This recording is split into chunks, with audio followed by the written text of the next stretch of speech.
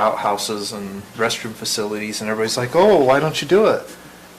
And he just sat there, and finally I said, because the property's not zoned. He can't build anything on it until it has the proper zoning. And you can't He's in MU 160 and he has 6 acres. He needs 160 to build something, or he needs to change the zoning. But I've told him that about 15,000 times, and it doesn't. Doesn't do any good. Yeah. There's Robert. Printer contract. Good thing we're paying for that with all these trees we got on our desk today. Hey, Robert, I'm gonna leave it just before 6. I have a golf big book for my daughter, so. Okay. Just to kind of let you know ahead of time, don't want to interrupt whatever we'll be talking about at the time. But Okay. So how was the vacation? It was nice. Yeah, we had a good time. Humid? Particularly like the last, no, we had beautiful weather. Oh. And then the last little while, a few days I was at Lake Powell with no internet access. Even better. That was the best part. So does that mean even your iPad, your pad, Verizon doesn't work There's now? no connection. that's perfect. There was then. one group couple that could walk to the top of this hill and get AT&T. But T-Mobile was not available anywhere. Thank you so much.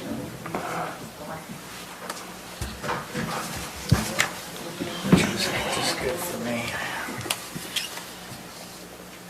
Will we be taking the airport off? We will be. And for sure the chamber? Yes.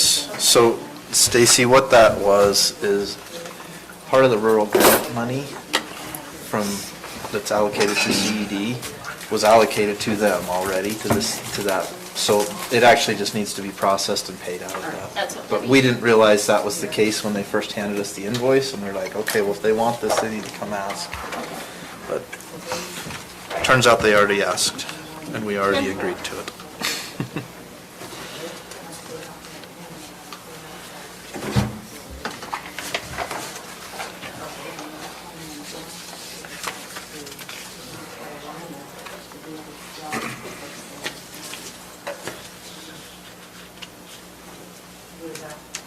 And we'll take off the economic strategic plan because it wasn't ready, and then we'll take off the Wasatch Peaks because they weren't ready. So we can go home now, right? No, we can't take all of coming? that. No, they are.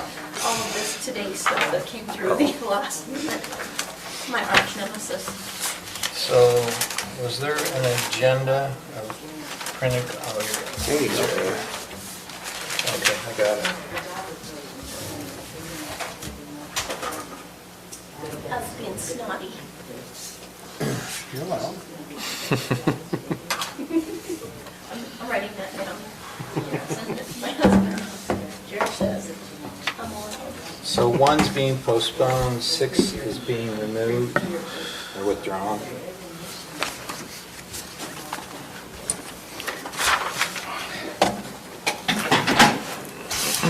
Correct? And were you joking about the second public hearing? Okay. Yes, it was. Oh my gosh. On your side.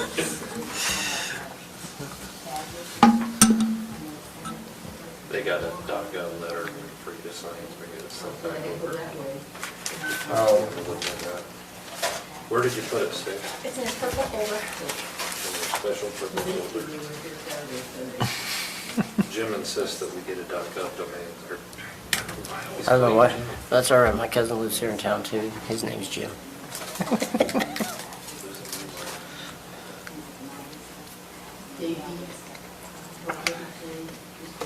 Yeah, they won't let me sign it, so you have to.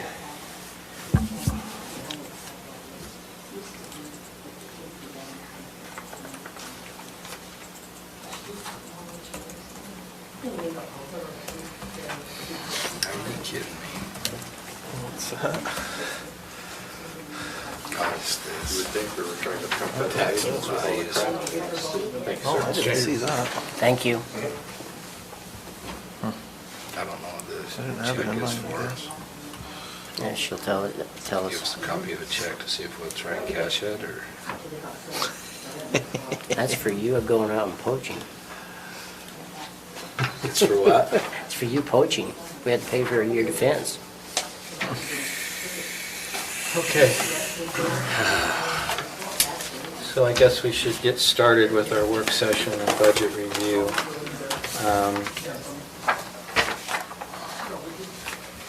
So are there specific questions related to the budget? Did We need to we don't have a discuss. copy of the current budget, right? Did you email it out, though? Yes, it came out. Okay.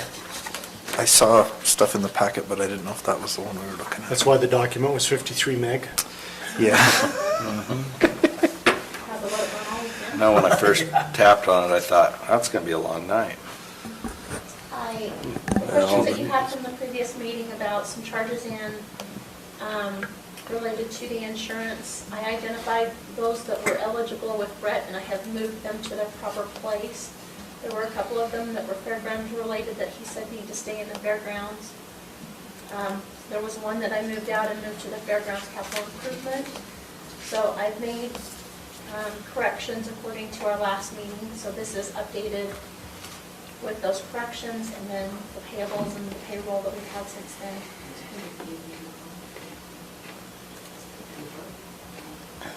Some questions I had, if I can ever find it here. Blaine was concerned about the reimbursement for Kleenexes for the office. That was- Yeah. In my office. I hold my own. You guys must be having a little drama there, a little crying and going on. You know what? It happens. No, I had questions on it. If I can get to it. There's only 1,000,000 pages here. One tree after another.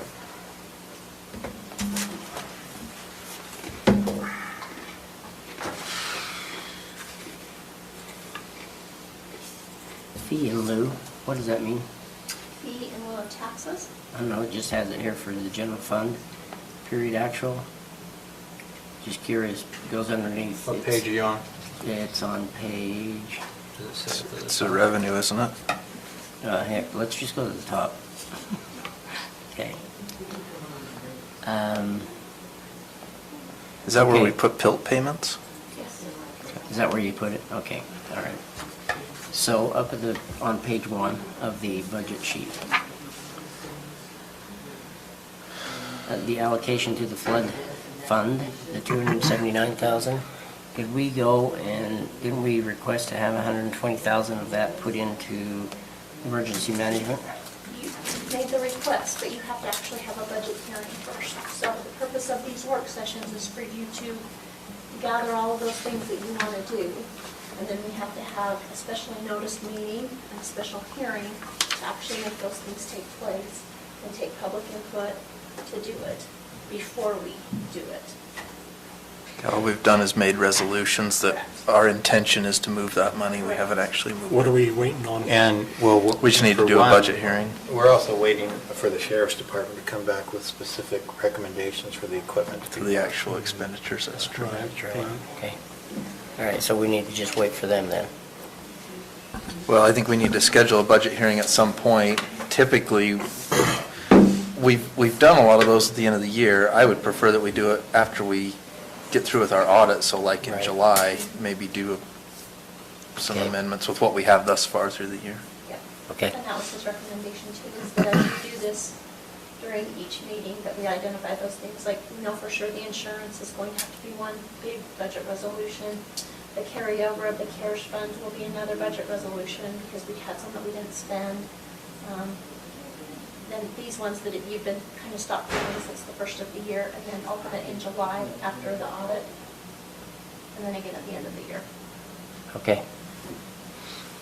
All right. And then you've got a doubtful ambulance accounts. What's that one for? It's over budget or under budget. I don't know which it is. Which page are you on? On the second page, page 2. It's 10, 13, 12, 0, 0, 0, 0. Uncollected animals. Oh, is that what that is?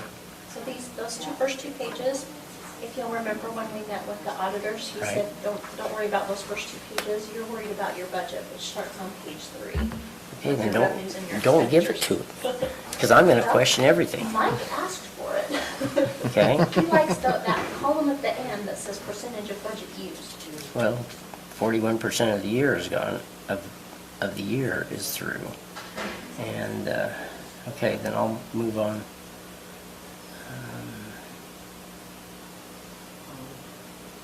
How you doing, Garrett? Good, how are you? Good. You don't have to lie to us, Okay. but we're glad you're here. So is there a mistake on the one that says, on page, I don't know what page it is, page 4? You've got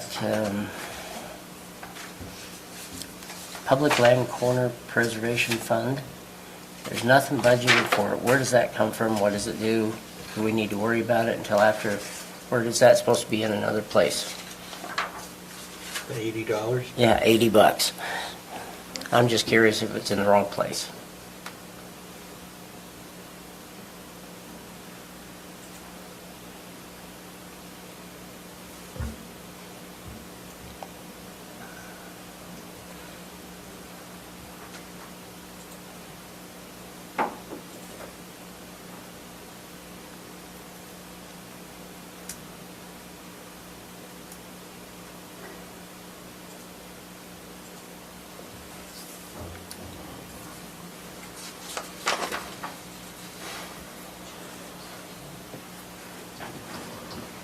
Don't worry about it, just check it out later if you want.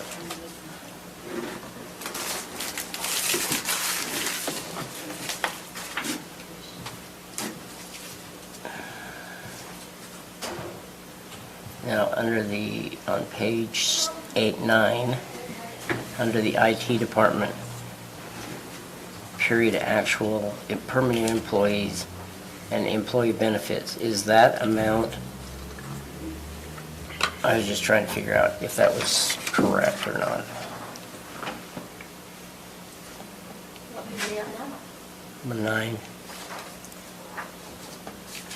You're asking about the permanent employees? yeah, permanent employees and employee benefits, is that? Never mind, I just figured it out myself.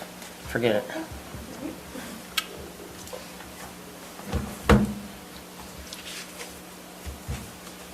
Okay, we're over budget on page 10. On the community development by $8,624. Under the engineering services, is there something we've done differently or need to worry about? And the next line to it, building inspector services? Yes, so this goes back to, you've got your general fund accounts and your trust fund accounts. And we were handling this in a trust fund account at one time. Okay, And we got dinged on our audit because we were handling it in a trust fund where we were providing services to customers on behalf of okay, these. So instead of now doing them through a trust fund, Lance's office is now doing them through the community development department. So for each customer project that we work on and we get a bill from, he has to pay it from this account. So when I asked him about it, he feels like for the $19,000 he spent so far, you should be able to track this back to a revenue account that has equal as much money in it. And that when you open the budget, you need to move some of that revenue to equal out this expenditure and make him not be over budget. okay. All right.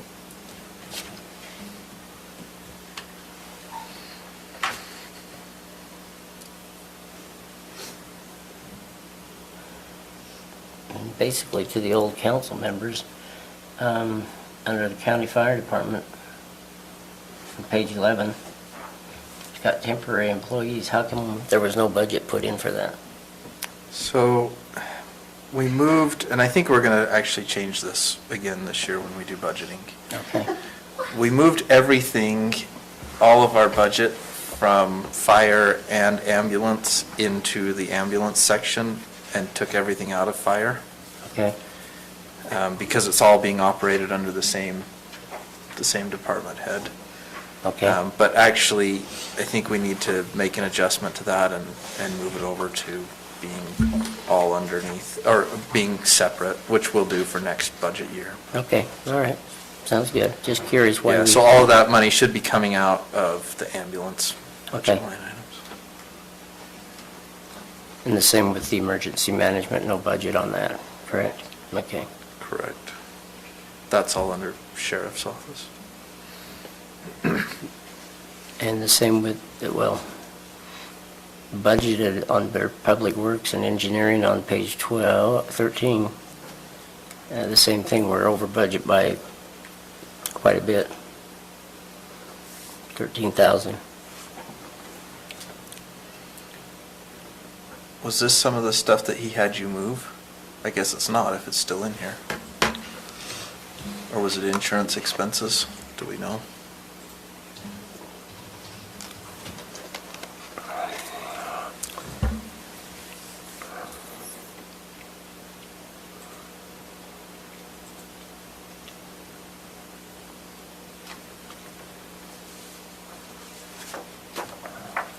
Is he, doesn't he purchase the equipment and then he gets approval to get it reimbursed, but he's got to purchase it, send the receipts to the insurance, then they Then reimburse they have to that. send the money in, So no matter what's going to happen, whenever we take a snapshot, we will probably at that point in time be in the negative to a degree, to a And certain have to amount. move Okay. money back, or It's- move but- it back but over to the that's It's a good question, insurance. because it's, as long as that's what it's for. Right, right. We're good. Yeah, as long as that's what it's for, I'm okay with it. So what happened on this one is, yes, there's some more expenditures out of here that belong in fire, in the non-departmental, and then Okay. So, Okay. So same situation we had last time we looked at it. Okay. And then, of course, the fairgrounds were over budget quite a bit there. Is there a reason? Is that just because of the 6-month? Which one are we period? at? Yeah, Where are you looking? at the very bottom of page 13, Parks. under parks. Parks on the Page fairground 13. line item, yes, we moved the one big Oh, there it purchase, is. which was the bleachers, out and moved it over to the fairgrounds. Should be in the capital improvement. But there are a handful of other projects that he wanted left there because they were indeed fairgrounds related, not fairgrounds capital improvement. And he felt that by the end of the year, even though the fairgrounds will be depleted, the rest of his accounts would be able to cover them and his bottom line would still be under budget. Okay. But he did not think that these other purchases qualified for the capital improvement fund. And of course, they're not fire or wind related, they were just flat out purchases for the fairground. Okay. They're to do with redoing the arena, which was part of the bleachers and all that stuff. Okay.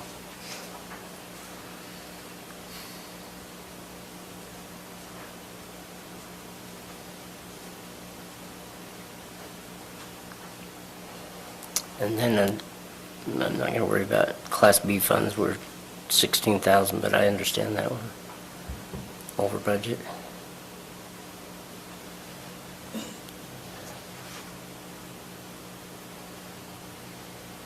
Oh, intergovernmental revenue, fee in lieu, it's where that 3585 came from. It's not in here, is that correct?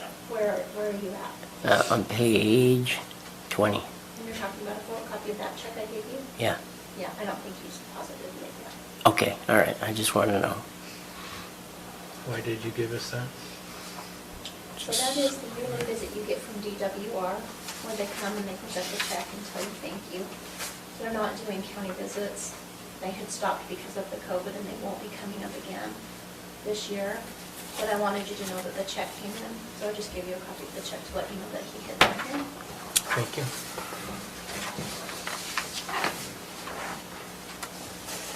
Further questions on the budget? Well, I'm going through it. Okay. I've got all my questions in here, but...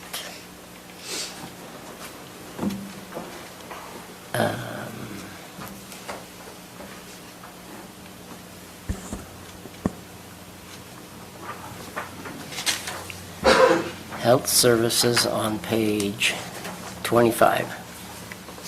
You got photographic library supplies.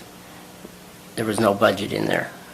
Is that just a mistake, or is it? It is. It looks like there's another wage posting going to that account that shouldn't, so we're looking into that one as well. Okay, all right, thank you.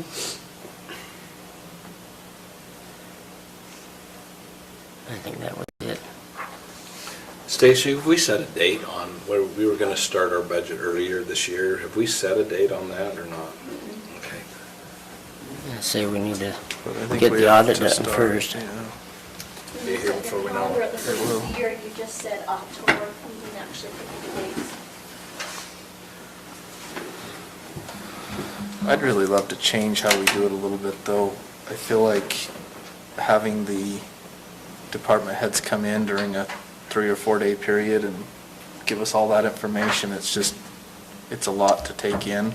Yeah, I would rather do those department discussions, maybe spread out a little bit more, and maybe even a month or so earlier, so that when we get down to it, we've got a plan and not just, because I feel like what it boils down to in the end is whichever department head gave us the best reasoning, everybody else follows.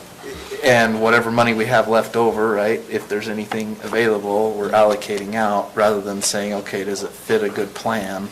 You know, a good long-term vision. So I'd like us to do, maybe even starting those department head meetings in August, and maybe we do 2 or 3 of those department heads each one of these meetings, you know, we could even do it during this or whatever. I don't know, that's just my thought, I don't know how the rest of you feel I about it. think it's a great I idea. think it's a good idea.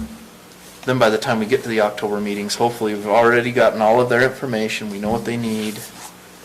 And if you have to have truth We in can talk about taxation, it. you don't have to sit and, well, we might not be here. This is what Yeah. this is what we're looking at. This Yeah, is- we're gonna know early on, hopefully. I agree. So if we did, I'm trying to think, how many presentations do we typically get? We get the insurance, which could probably wait till the October meeting, Yeah. because Yeah, we don't 'cause they usually don't get know a it. proposal to them until then. But Is if that we're just a- talking about the always goes out, departments. guaranteed, usually? Almost always. I've never seen it go down. And do we ever get another outside bid, or do we just Oh, always? yeah, we Yeah. have a broker that bids it to They'll multiple bid it to parties. multiple.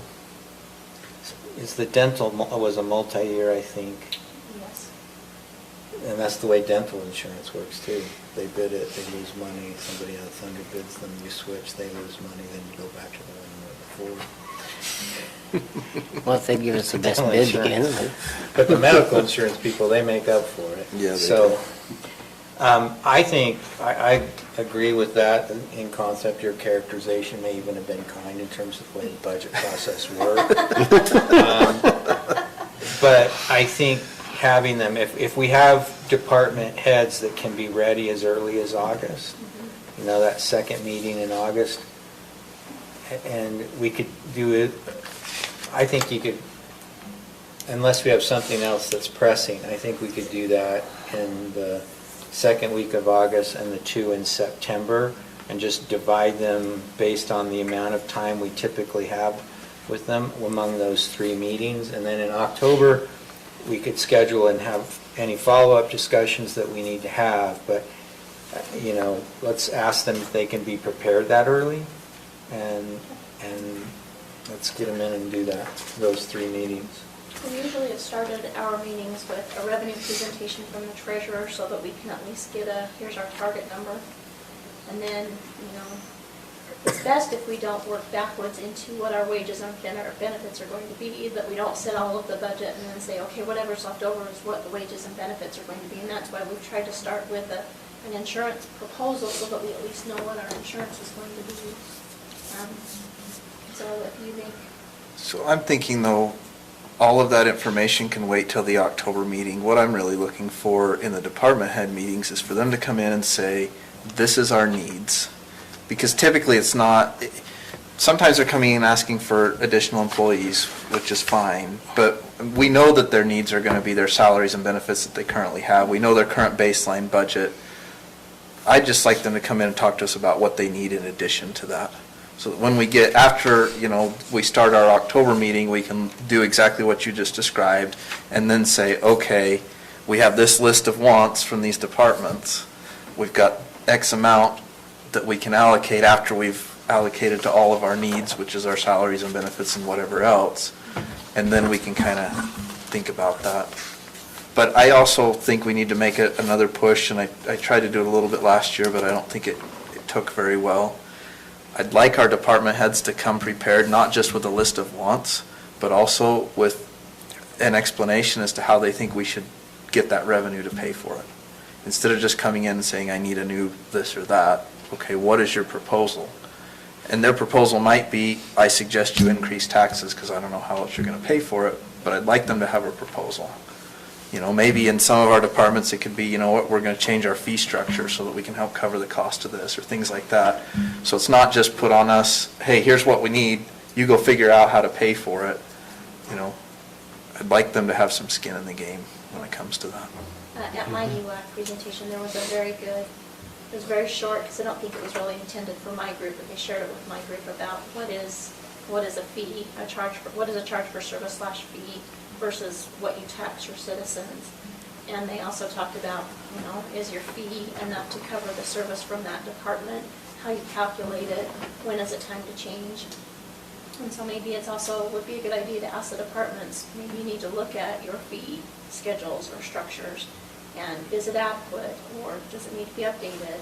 And if it needs to be updated, what are the steps your particular department has to go through to update it? And I know that when we talked to Lance before, he said, there's code that covers my department that says whether or not I can or cannot increase fees and what it has to be.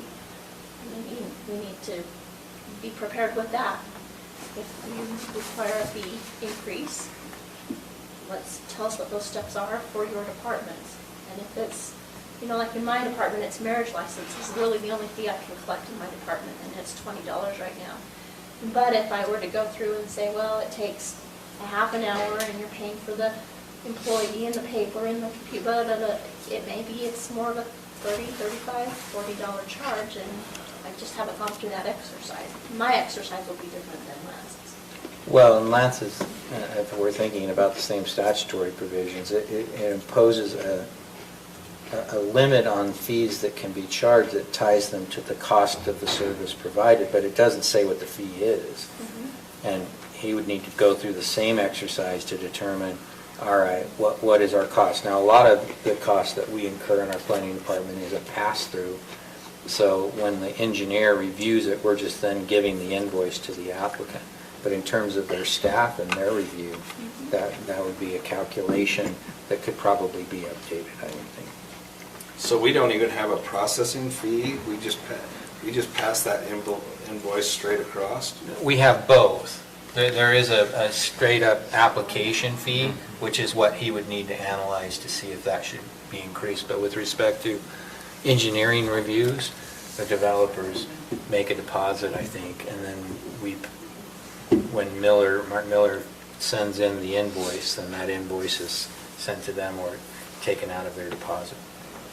And we've talked about this a little bit in the past. I think one of the challenges that Lance has is that some of those fees are project-based and not size of project-based. So their administrative costs may be way higher on something that's a big project versus a little project, and yet the fee is the same. And so I think that's something to look at, from his perspective, is how do we best deal with that, So anyway, and you make a good point, on licenses and things. And don't get me wrong, I'm not saying we're going to cover all budget shortfalls with fees. No, I agree with that. But I think we need to at least recognize that. It's probably been a long time since fees have really been looked at and really, we've really determined what should be done with them. So that's a great point. And we talked multiple years in a row about cost recovery.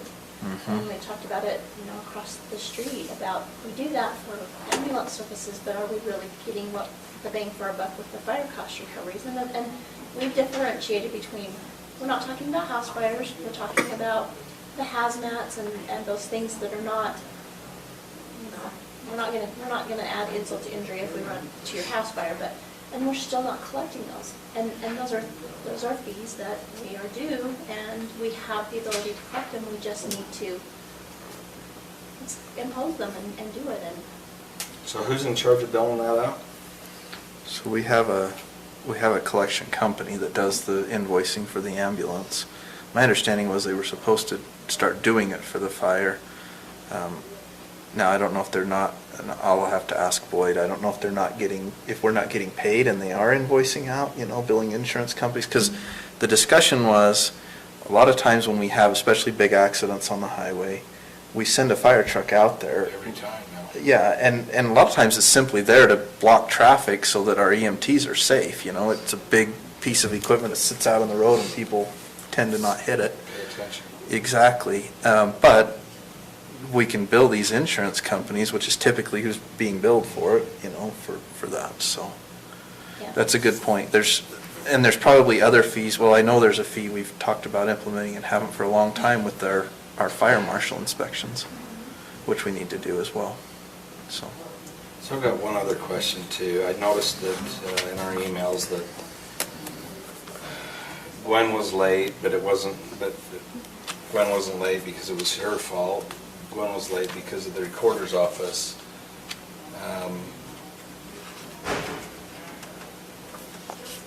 And I've heard that we're way behind in the recorder's office. And so do we need additional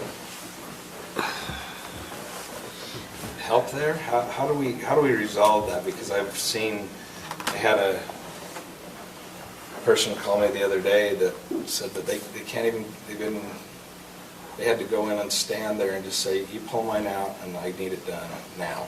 I had the exact same thing come to me. And I'll bet it was a different person than called you. I would say that the county recorder has, over the last couple of years, made repeated requests for additional staffing. I also don't believe that some of the efforts of modernization that have been undertaken in other counties have been pursued in Morgan County, and that may be part of what's causing the backlog. I actually caught wind last week of groups that are actually going to counties. One's Juab, another one's Stampede, I believe, but this lack of the ability to modernize the systems or have a lot of money or extra personnel, they're actually using some of these ARPA funds, some of the CARES Act funds to be able to create that electronically so that people don't have to come in for everything and they can get stuff electronically. And so there's another That's a option, but I know Morgan is one of them where just haven't had the ability to transition over to that. There's another, Cache County's making a part of their transition, and it's taken an extra staff 2 years to every day of inputting stuff electronically to get it to where it needs to be. Yeah, So- that's just digitizing your current records. Yep. But, we don't even have anything We're not that's even been put keeping in up with what we recently that's got. digitized. Right. And our backlog is in processing documents that have been submitted for recording. And frankly, I don't think we do a lot of commercial transactions here, but I don't know if they're prioritizing this as part of what we could ask, I guess, as part of these meetings, but a mortgage, a deed of trust should be recorded the day that it's given. It should be. Frankly, every document should be. And maybe they keep track of them, approve them, and then stamp them the date that they were received. But we're a record notice state. You can't, you have to record them in the order that they're received. And even if you believe there's a defect in them, from my perspective, you should record them. And then if you want to send out a notice saying, we think there was an error in your legal description, you may want to correct it, then they can correct it. Yeah. So that was the item that was brought up to me from a citizen, was that they had submitted documents.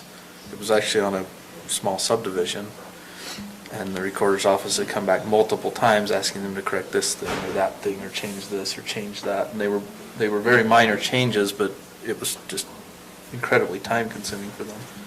So I hear what you're saying there. I agree. It needs to be recorded. And I don't know if that has something to do with the technology, that's maybe not in place or what. Well, I went to have my mother-in-law's done after my father-in-law passed away, and they had their home in their trust stamped and all, and it wasn't recorded, it would have gone into probate, correct? If it wasn't recorded in the trust. And so fortunately, when we went to, but if they would have both passed, we would have ended up with, and that's just a document I think that should be recorded and rectified if there's a description problem. And that's what it was a description problem. It was said twice, the same description. County recorders are interesting people. In another county, I had a transaction and they recorded a document, sent it back with the recording stamp, but then they weren't giving it effect in terms of the ownership roles of the county. They didn't say that in their notice. They said, hey, you've got a discrepancy in the date, and I looked at the two dates and said, who cares? It doesn't matter. It's a difference between the notarized date and the date on the effective date of the document. I'm like, that doesn't matter at all.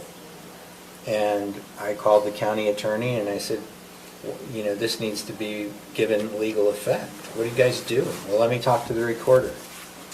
And it came back, I'm going to side with the recorder. And I'm like, so then I have to, for my client, write like a 5-page letter going through the recorder's duties and obligations and the statutory things that they can and they cannot do. And lo and behold, what they do will give effect to this document because they didn't have a basis for what they're doing. They have a very simple job. It's the document in recordable form. Does it have a date on it? And really there is a legislative clarification that should be made. The only date that matters is the date of recording, where record notice state. The day you get it in there, it ought to get submitted, given an entry number, and if it's wrong, sue the attorney. They put it together. Is there any training on this, Robert, where, because I've Well, also that's the heard other that problem. there's There's only no- so many things they can legally require to do. And There's no state entity over the recorders. You know? There- Like, there's a state auditor, right? And the auditors and clerks all kind of look at, you know, this is how you do it. But the recorders, there is supposed to be a committee put together under a legislative thing that was passed 3 or 4 years ago with respect to electronic recording. And when I was having this problem, I tried to locate that committee. That never got done either. So did we at one time approve help from another entity and they declined to have that help in our recorder's office? I don't know, not since I've been on them. Okay. But if those are questions, we can schedule Brenda to come in if you want to. I just think we got to get that straightened out, and if we need to give her the help that she needs, we can't have. She's clearly asked for help in the past. They do have an increased number of applications and documents to be recorded, but there may also be efficiencies that could be built into the process. So. Okay. Distinctions between preference and legality. Yeah. That's well said, I think. Okay, so on the agenda, it talks about the Rural Economic Development Grant results and 2021-22 Rural Economic Development Grant proposal.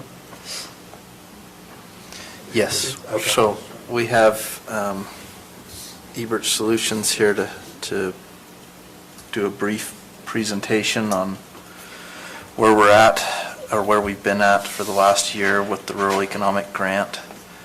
So basically, GoEd has the grant. We've been talking about this grant for 6 months, right? So everybody is kind of aware of what the grant is. We've submitted documentation to GoEd of what we've done for the year. Oh, and this is the plan. We actually have the even more recent copy of this already. But, That might be with your additions. not quite. And then, of course, we have to put together our plan for this next year so that we can receive the grant funding for the next fiscal year, which will come in starting in July. So it goes July through June. So this one, This includes. yeah, he's got updated April amendment and 2021. scope of work as well as the outcomes and deliverables. Charlie doesn't have, I think that's the one that. More and more papers.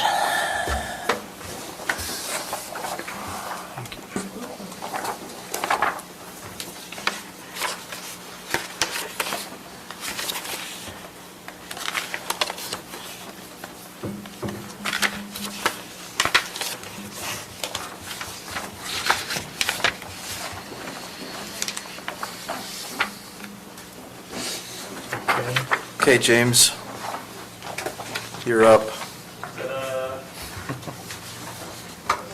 Okay, so really quickly, let's just start with a report. I need to send this microphone. I can hear you. I think- Well, it might be good. Well, for the record. recording, yeah. So let's just start with the report for the annual Rural Economic Development Grant. That was submitted last week. I hope all of you had a chance to look at it. I know I got a couple responses back that seemed like we had covered, all the areas that I think the county has worked on. There was some work done in economic development prior to us coming on board, and we wanted to make sure that we put as much of that in there as we could. So that has been submitted to the state. One of the things that we gave you is the Morgan County 2020 Economic Development Strategic Plan update. The plan says 2020 because that's the date that it was adopted.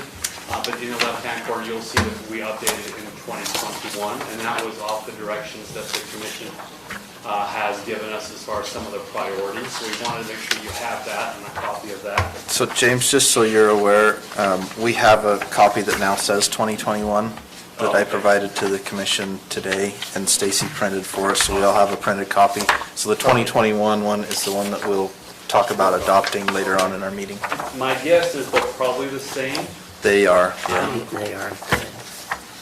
But again, as we I don't know if you want to go through this, but I think we've touched base on this, and in the application component that I'll talk to you about here in a second, we've just taken the 2021 year goals and pasted them in because we're using them as outcomes and deliverables. So again, the reason I'm bringing this up is that I'm looking for some direction from the commission on what you want to do with this. Do you want to adopt this formally? Do you want to run it through the CED board and have it come back as a recommendation? But that is outstanding still to accomplish as far as the economic development plan moving forward. Okay, I don't know who would like to take that, but that's outstanding. So are we talking about the strategic economic development plan? Yes, the update. Okay. So this plan is the county's plan. It's not the CED board's plan. In discussing it with Commissioner Fackrell, I think we decided that this plan we'll discuss later in our meeting. We have an agenda item to potentially adopt this as it stands. Now, the other document, which is for the rural grant for the Yes. coming year, this one will need to go to the CED board. We'll get a recommendation back from them, and then we will officially adopt this, or I guess it's not really adopt it, but approve it to be submitted for the rural grant. So the challenge again, I think that we ran for the commissioners whose portfolio is economic development is as we went to apply for a report, for our annual report, because it was contracted out to an outside entity, we had to kind of jump through some hoops to allow us then to do the application, the report. We're in the middle of that same issue with the application, working with James Dixon from the state to give us permission to get in. And so basically what I've drawn up here is areas of focus, and then basically in the deliverables, it's the 1 year plan under your economic development plan that you are going to adopt. And I wanted to make sure that the areas of focus were the areas or scope of work, which is what I'm deeming the areas of focus. I wanted that to align.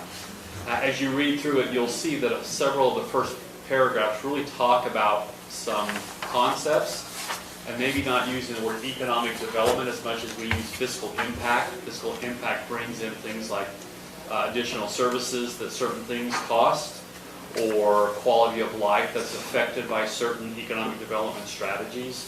And we want to use more of a fiscal impact kind of model because it's moving the entire community forward. So job creation isn't the sole director of whether or not we succeed or not. Really, it's going to fall more to quality of life impacts for your community. So Again, we touched base on that at the very beginning. We talked a little bit about some of the issues that rural communities face, and I think you're talking about a little bit of it today in this meeting, that you're faced with these unique challenges you have, dollars sometimes, lack of staffing, areas of expertise, maybe some beliefs and mentalities, and it creates challenges for you. And I think you see those listed under scope under 1A, aging infrastructure, which I think is something that you're challenged with right now for sure. Higher taxes, which is a concern with all the citizens. Underfunded services, we just talked about, one of your offices that you feel like maybe is a little underfunded for staffing. Unplanned growth, which is again a challenge and a concern, and outdated and anti-development processes, codes, and land use zoning. So I wanted to touch base on those at the very beginning because I think it's important for the state to understand the unique challenges that rural communities face, that sometimes they don't take into notice when they're making financial decisions for counties across the entire state. Again, when we looked at the report was how many jobs created, how much infrastructure did you build, and those types of things. When we're starting at zero, building out infrastructure and trying to find good policies and procedures that help the county move forward, and they need to kind of understand that. So if we look at under 1, scope of work, and we look and move to C, Morgan County has realized the need to have up-to-date development policies, procedures, and land use policy. And Morgan County strives to create a positive environment for development and planned growth. The reason that's important is we're not catering to developers, but we are catering to planned growth that fits within the vision of the commission in this community.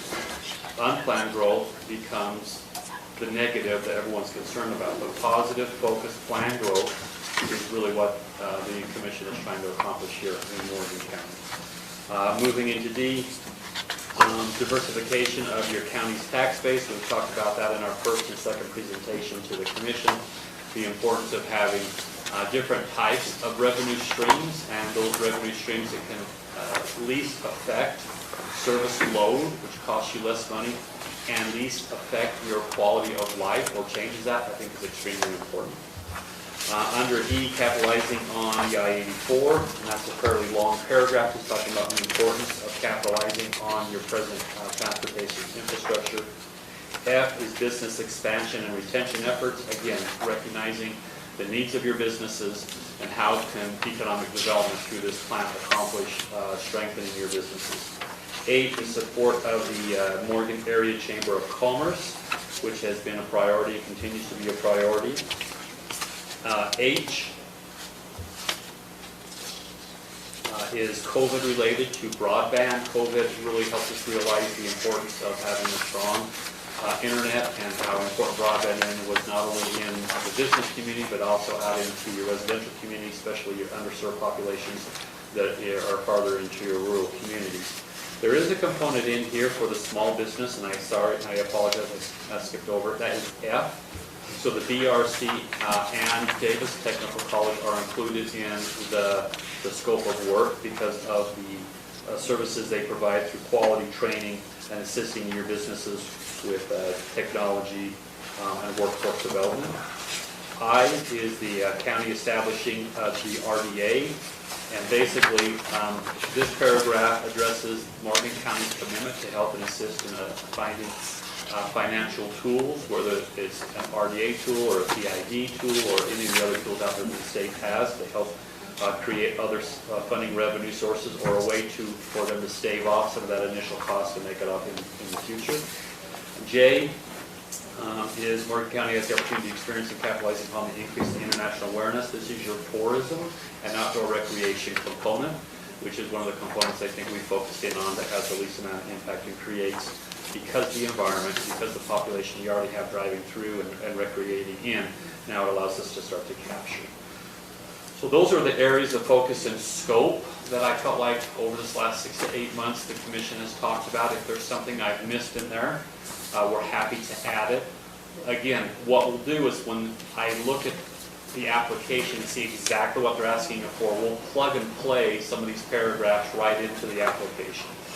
And so if there's wording or verbiage, or we've missed an area that you want to make sure we have paragraphed out, let me know what that is. Feel free to call or email me that, and we'll put it in here. And again, this is a quick, rough draft. You know, this is like a day and a half worth of work to get this done. There may be some grammatical errors, so like that. We haven't set it through the editor to get it completely finished. I wanted to give it to you so you could do some reviewing of the focus areas of scope of work. Okay, I'm going to keep going if that's okay. K is a question that we have. We want to include in the application the role and responsibility of the CED board. The CED board was created under different circumstances and under a different form of government and had some different priorities. And so some of the roles and responsibilities of the CED board, thank you, Brian, were put into the CED board's roles and responsibilities. And if there's a time for us to redefine those roles and responsibilities or move some processes, probably now is the time for us to do this before we put in an application with an expectation of some deliverables for the CED board, and then we change that in you know, the next coming months. But again, under K, increasing economic awareness and education, recommendations, hiring process for a contracted economic development professional, development in developing an active shop and support local campaign, educating residents, providing opportunities for the highlight and appreciation of local businesses, building support for commercial workforce development, business development expansion, and developing tourism tax revenue projects. Now again, as an example, number 9 would be one that you may take out and you may put under the TRT roles and responsibilities, because that is a board that was just created that has more functionality within tourism and outdoor recreation. James, could you tell me what you see the interaction of the chamber being with this whole? So again, the chamber is its own entity. It stands alone from the county per se and from the CED, and so I don't want to overlay what I think, but I do think that the chamber has a role within the community in business outreach, business development, creating a network of business leaders or business owners that are communicating issues, such as if you have a light business and you're having an issue, let's say supply chain. You know, now you have a network to work through your supply chain issues with. You have an issue with hiring, with training of certain individuals, HR, human resource. So the chamber can be this synergistic network to help small businesses or even larger businesses communicate with each other, find better ways to function, provide better services and things like that. The chamber has worked seemingly in the past as more of a community central point where the business community is interacting into your community, whether it's events or things like that. And I think that's that's a very important role. They've also served as a marketing arm and a communication arm for the business community and for the county residents as a whole. So, if the chamber wanted to expand, I think the chamber could also work within like a chamber bureau and could be a larger component of strengthening and helping businesses. The example that I'll use is up in Big Sky, the chamber bureau up there. The chamber bureau director actually worked with businesses during COVID to help them find more antiseptic, to help them kind of schedule when certain businesses will be open, because what they were finding is all businesses were open on the same day for the same time and they're closing down. And so you could only go eat on Tuesday, Thursdays from like 11 to 2, and then there was no other options. So she really worked on helping them better schedule that so that you had opportunity all week long. And there's just lots of things that the chamber, I think, could do but again, the chamber's its own entity and they'll provide their own direction. But it also allows them to tap into some state resources. If they can market their events, if they tap into the Utah Office of Tourism, if they were a chamber bureau, they could get some grant support and some matching dollars if they were a chamber bureau. Similar to your Visit Park City or Heber Valley, as well as a tourism bureau. So if there was an expansion, there's some, again, some additional, again, it depends on really what the chamber wants to do and what they feel like their actual function is. So, we're open to whatever direction we're given. Under scope of work, is there something that we've missed or something you want us to add just off the top really quick? We could have some discussion. I know that this commission will go through and dot all the i's and cross the t's and space the paragraphs correctly. I hear and feed off on somebody else all the time about it. We're happy to take those also.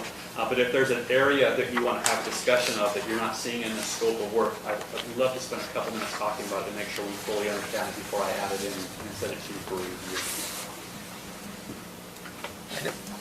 I'm not really aware of anything that's not in the scope of work. The internet goals and objectives for 1 year, 5, and 10.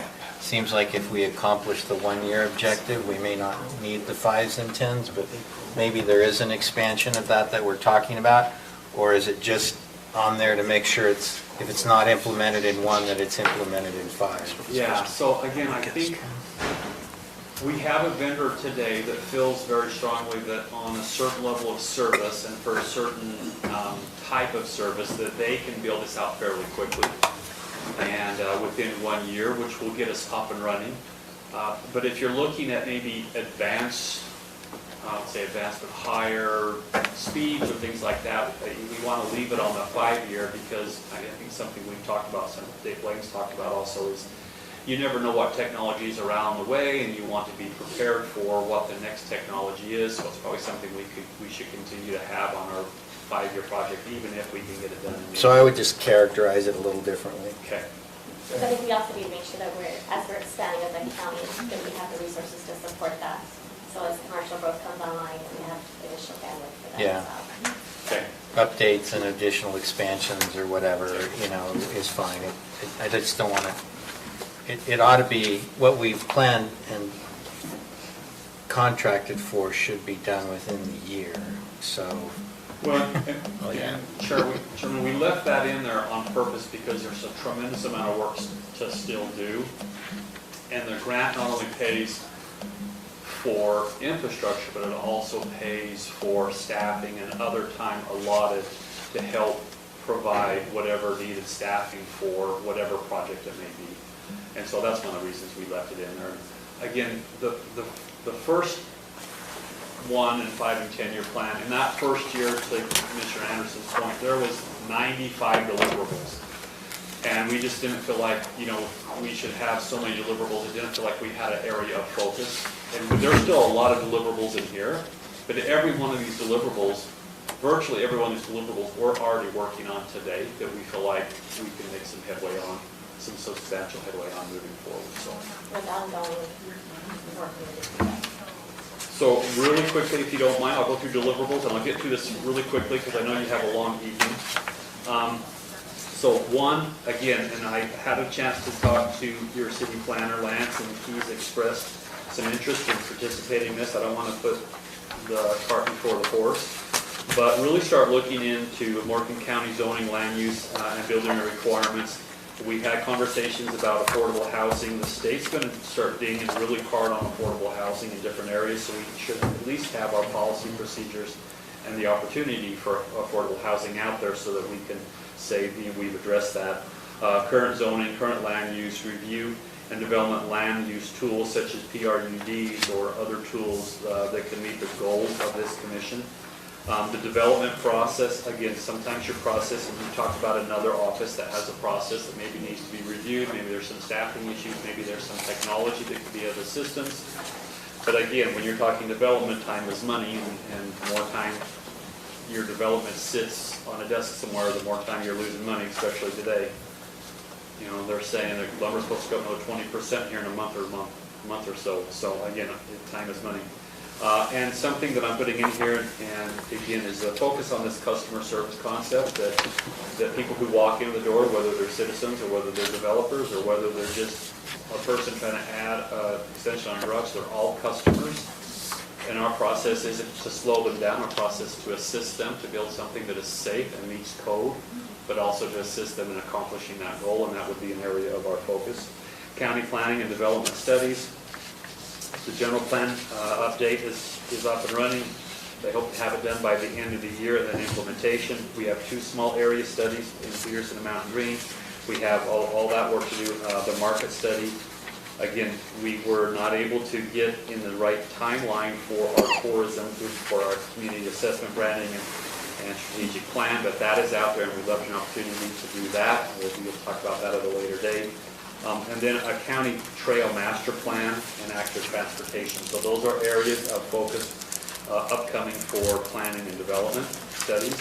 The CED board, again, working with the CED board to create both the development committee would assist in recommending changes to development process and ordinance. And then the broadband committee that will again continue to work on the broadband build out. The contracted economic development professional funding. So this again was in the last application, but retain a long-term economic development director, and whether that's through a contract or through a hiring process. I think that should be a continued commitment to the county, especially since we have so many deliverables. Creation of a county communication plan. Again, we could go all the way through that, but again, just communicating to the citizens what we're doing both in economic development, but also what the commission is doing. I think it's super important for them to know all the amazing things that are going on. I talked to many of you several times a week, and there's just a lot of stuff going on. And so communicating that to citizens, I think, is super important. In the lack of open and real communication, you get fear-mongering, you get gossiping, you get lying, and so it's better for us to get a good message out there so that doesn't happen. So that's a priority. The county tourism website and social media platform build out. Under G is identify business expansion and retention opportunities, and we're already starting to fill that. I'm getting phone calls, probably several a week. But again, working with the BRC and Davis Tech to do their visits, and then reporting to all of our political structure, the COG and the county commission. Under infrastructure, which is the focus right now, is the Mountain Green full interchange that will then equate into the Mountain Green Town Center. But we also have a couple other things that we could spend a little bit of time. We have some projects that are out there. We know that Round Valley would like to do some development. We know that Como Springs has been waiting to do some development, and there's probably a couple more out there as far as infrastructure. And when I say infrastructure, those are challenged by water issues, so what can we do with water and sewer to help assist that? Morgan County RPO, and we've had discussions about that. We're ready to launch that. We have everything we need. We just need to get in front of the commission. Here's one I think is super important, is commercial and county property inventory. We need to know where the commercial property is and where the county property is, so we can assist as we start doing some of this long-term planning with these area market studies and with the small area study and the market study. That is important information. Businesses call all the time looking for property, and so having that on hand is important. The broadband high-speed internet increase throughout the county. Again, cooperation and support for the providers through those lists of things. Business development. Under business development, again, we'll focus in on the Mountain Green Town Center today, but there's also a lot of smaller businesses that we can help and assist with. The reason that is in there is because if you look at item number 4 underneath that, is the state always is screaming they want specific numbers, so there's an investment of $120 to $130 million, which is probably about 150 to 160 now, because these numbers are old, but an estimated build out of right around 1,000 jobs and revenue to the county of almost $4 million annually at build out. We want to work to identify businesses for expansion, so specific industries, we put technology, but again, we can work on what those industries are, and then specific businesses. We threw Taggart in there because we're having some conversations with Taggart, so there's some other businesses that are in contact with us that are very interested, so we want to be a resource for them. The BRC is in here as listed, and then we have tourism. That is N. Under N is creation of the DMO, getting it up and running, and continuing moving that forward. Grant identification, outdoor recreation master planning, and then very specific projects. We have Integ build out, Weber River access and outlets, East Canyon concessions and rentals, Lost Creek planning and build out.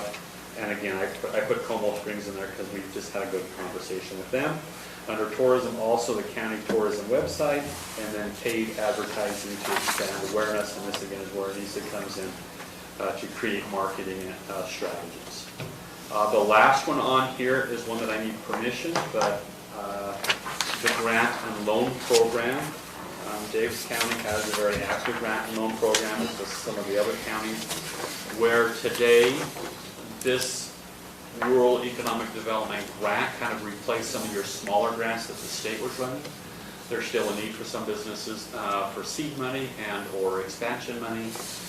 And if we had a good process and we had beginning of some fund dollars for this, we could help some businesses, move forward. So that is the deliverables and outcomes. Again, I didn't read through all of it because my voice becomes meandering and monotone.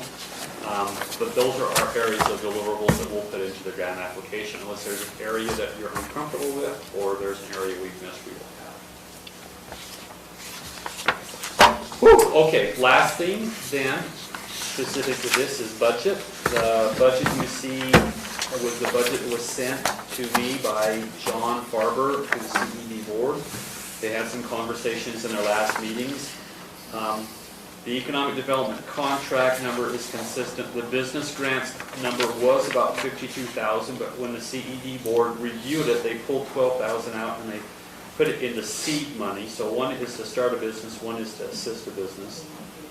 The Davis Tech BRC was at 14,000 and that remained the same. And then the last item was kind of an open item, if I remember correctly. And we had originally only budgeted 177 because that's what we were told, but I don't know where that number is today. Apparently the state funded the Part B, and so I don't know if they made an adjustment to the 200,000. So I just built the budget out to 200,000, but I don't know where you want to put money. And so I just threw tourism and outdoor recreation because Mr. Barber had just kind of left that as other. And this is kind of a big one because I have to tie the budget to deliverables. So I kind of need an idea of where you want to put money and how much you want to put money. If you just want to go with this, or if you want to debate, talk about it, and just send me something, you're welcome to do that also.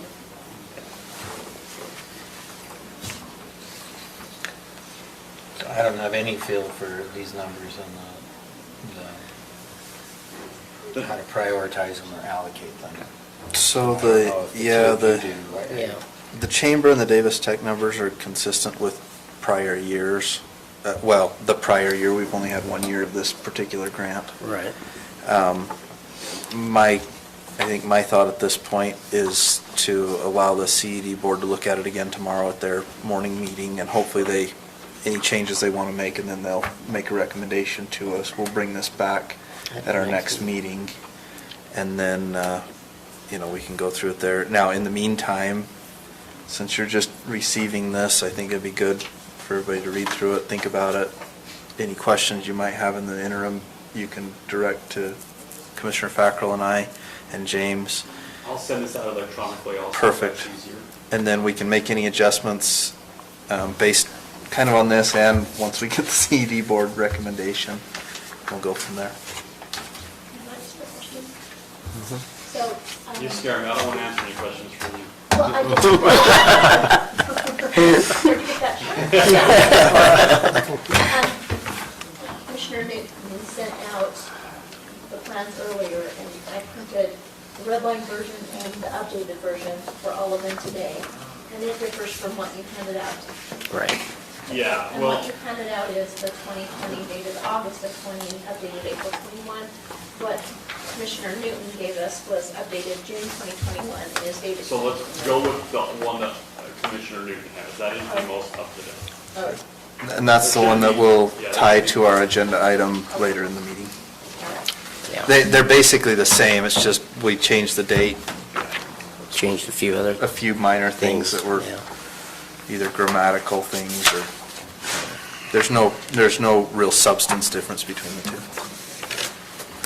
a lot of paper. Yeah, Yes. well, sorry, there's. One ring for Just each of us. on the other end making it. The last thing really quickly, Commissioners, is if Part B is officially approved, and I think it has been, then we need to start making some decisions on that project. So maybe to clarify what that is, do you want to clarify that? You want me to give the? Yes, yeah. So Go the ahead. state has Part A and Part B. The Part A is the rural economic assistance to each county in the form of around $200,000 a year, in lieu of them having their own grant process, and then the businesses apply to the state. They decided that the county probably really better understands where the money should go. They also then created a Part B, which was an opportunity to compete for some funds for specific projects, up to $600,000. They probably at $600,000 could probably only fund about 4 or 5 projects. So realistically, you probably should be looking something from $250 to $350 to be competitive. And I think it's fairly open as far as what you can compete for. I think, something that we've bounced around is, we have ARPA money, and ARPA money can be used in the sense to match. So the county could have a project put in for under the Part B, match ARPA money to it, match some other county money to it, and have a very competitive, project. As an example, something we just bounced around as we were over talking to Como Springs, which again falls in economic development, tourism, outdoor recreation. We can go into the numbers right now for recreational vehicles. But you also have a challenge with getting water and sewer, or at least water, over to the golf course, which is called Round Valley. And so maybe there's an opportunity to work with those 2 developers to create some type of water district or some type of seed money to allow them to start that process, because we know that where growth is going to start to happen. And Morgan City, probably isn't in the business of supporting all the county infrastructure. And so it's something we should start thinking about. But that's just as a thought. You could do Part B for... So is Como county, or is No. that in the city limits? So It's county. It is It's county, yeah. Yes. And Not because county it's owned. directly adjacent to the city, and because their wells are old and dried off and out of, use, the recommendation was for them to connect directly to Morgan City. Well, Morgan City, again, is a little hesitant because it's a big draw on their infrastructure, and they're probably using a whole bunch of money in it. And so they put up, I wouldn't say barriers, but there's some very stringent requirements that they have. But from what we understand, it could push additional water and solve some of your problems for your fairgrounds. Yeah, so there's some positives with some of these things once we start looking at them. But again, we haven't looked at it. I'm just using that as an example as we start looking at, listen, this is a 1-year plan for 1-year money, but we should be looking at 5, 10, and 15 years. We should be looking at growth patterns. In this date and time when we have money to come, we should be looking at using, in my opinion, and I expressed this at our ARPA meeting, to offset today's infrastructure costs and into tomorrow's infrastructure costs, because the price of today's present value, as opposed to 5 or 10 years now, when you're forced to build some of these things instead of planning for them, is going to be exponential. And so there's some good opportunities out there, and we can use some Part B money and some ARPA money to do that once we determine what kind of projects you're looking at. That's pretty good. I kept this Perfect. under You kept 45 it. minutes. Good job. That's all I have. Any further questions? All right, thank you. Thank you. Okay, we'll now move into the regular portion of our meeting. This is the June 1st, 2021 meeting of the Morgan County Commission. All members of the commission are present. Member Anderson needs to leave at 6 o'clock, and we'll be doing so then. Welcome to those of you who have joined us today. I'll go ahead and give the invocation and pledge of allegiance. Our Father in heaven, we're grateful at this time for the opportunity that we have to meet together as a county commission. We're grateful, Father, for the blessings of this day and the opportunity to live in a free country, and for the opportunity to meet together and discuss important issues to the county and our residents. We're grateful for each of them.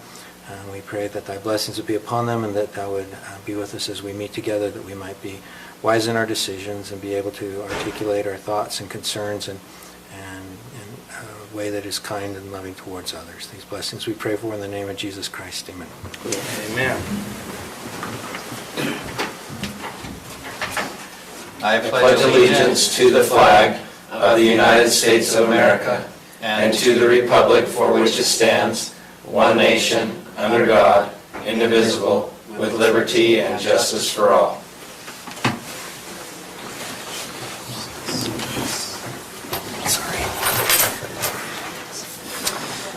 Okay, we have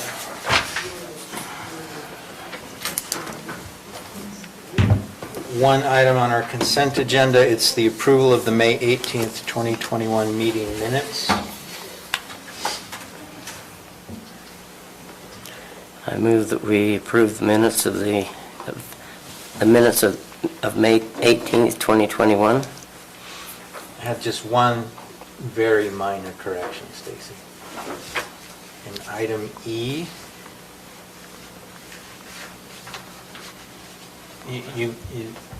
there's just a breakout of that left-hand margin. So if you just want to correct it. Told you it was minor. It just bothers me.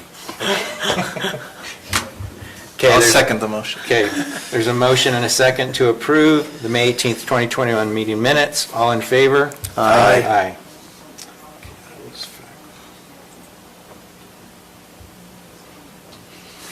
Aye. Declarations of conflict of interest. I have one, Okay. just on number 7. Just that my sister is the contractor there. That's the only thing. Okay.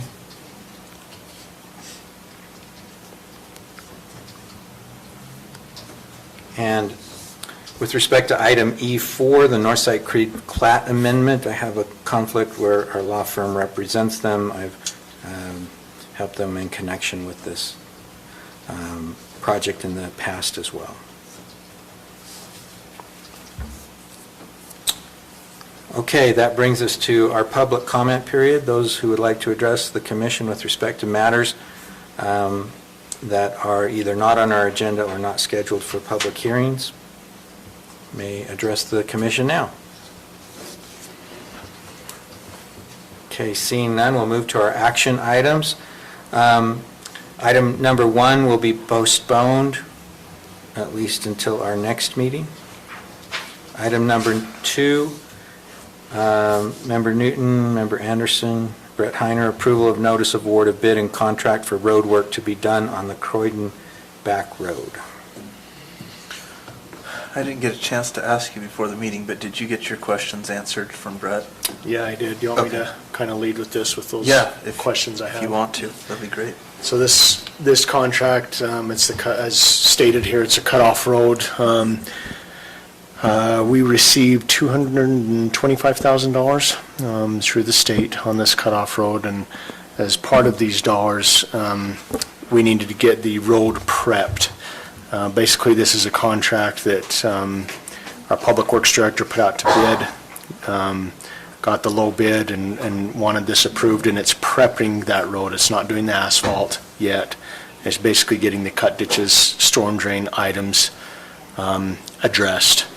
The only comments I had was the big watershed areas up above the road. We only upsized the pipe to a 10-year storm or a 25-year storm, and I recommended to our engineering firm a 100-year storm. We've had issues as early as 3 years ago. Member Newton, does that sound right? So we've constantly having issues with water there, so we're just going to try and get some more area in our pipes to cross that road so that we don't have to come back.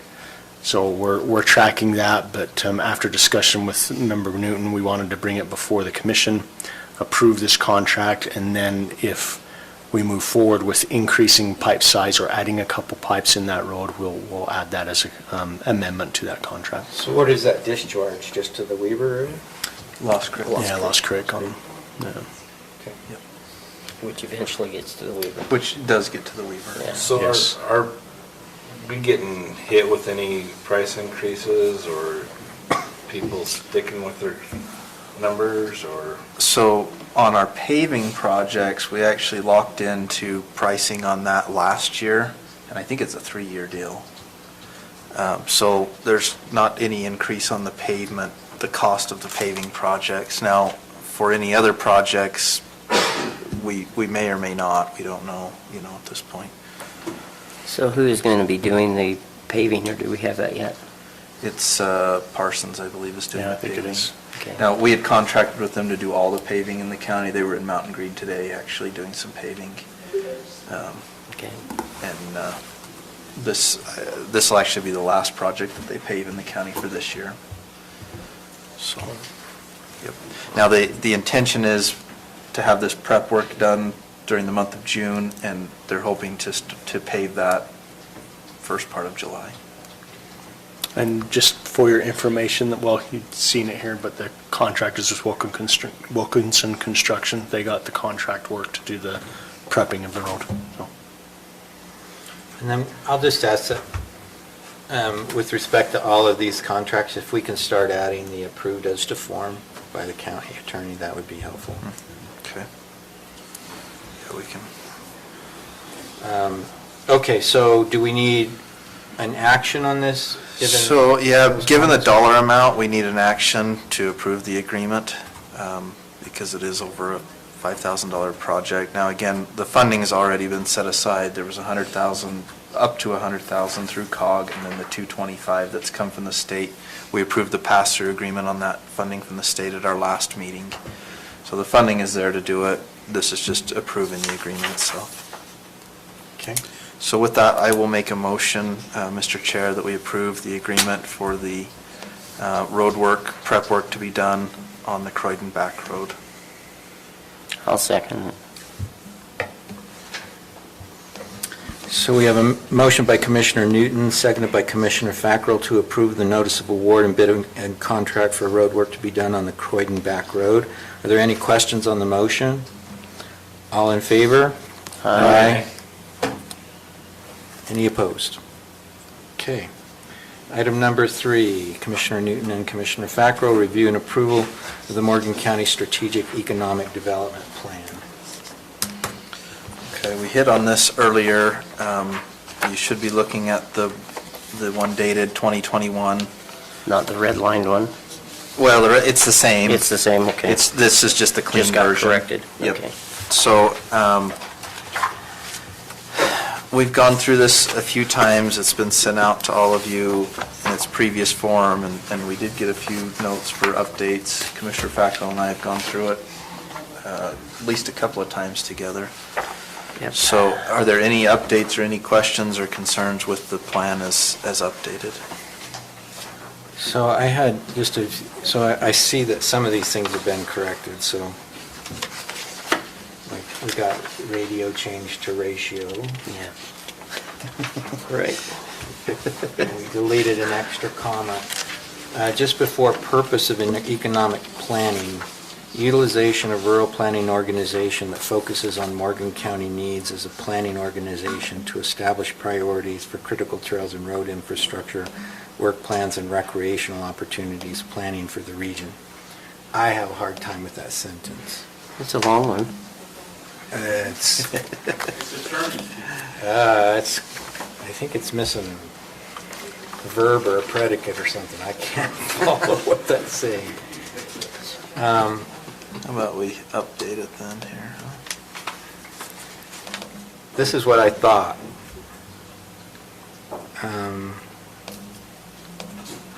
So to establish priorities for the creation and/or expansion of critical trails and/or road infrastructure, work plans, and recreational opportunities.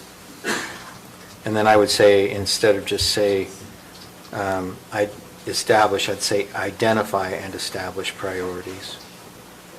Okay, so what are we saying? Are we leaving the utilization of rural planning organization, or are we deleting that part? No, you can leave that. Focuses on Morgan County planning organization. So after the word for, establish priorities for, Okay, add the creation and/or expansion of critical trails and road infrastructure, work plans, and recreational opportunities. yes. And then Instead of remove saying for the planning region. for the region, I'd say within the region. Got it. And then in front of the word establish, I would say identify and establish. Organization to identify And establish priorities for the creation of critical trails.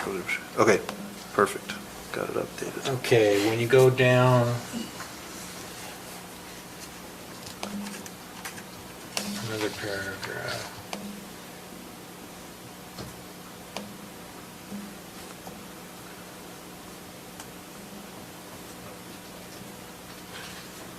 Okay, and therefore lower, yeah, you got that, okay?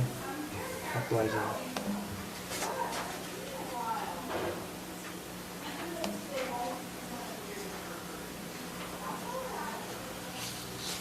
So the first word of that second paragraph, under purpose of economic planning, I would just say capitalize instead of capitalizing on.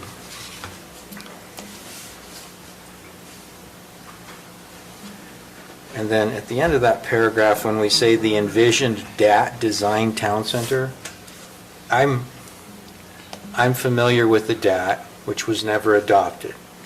Subsequently, we've engaged in multiple planning efforts with respect to the town center, including the establishment of a town center zone, which I should be the governing document with respect to the town center, not a DAT that was never adopted and is now well over a decade old. And so I would just say the envisioned design town center, or the envisioned Town Center, perfect. Fix it.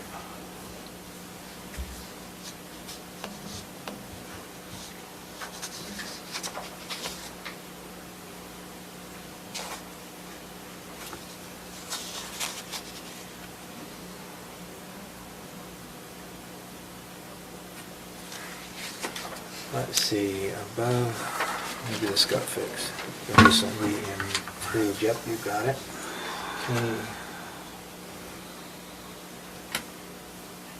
Okay, and you went to advise, okay, instead of oversee. Correct. All right, Lance, is it just the land use code? Is what just the one? I'm sorry. The Morgan County Land Use Code? What do we call it?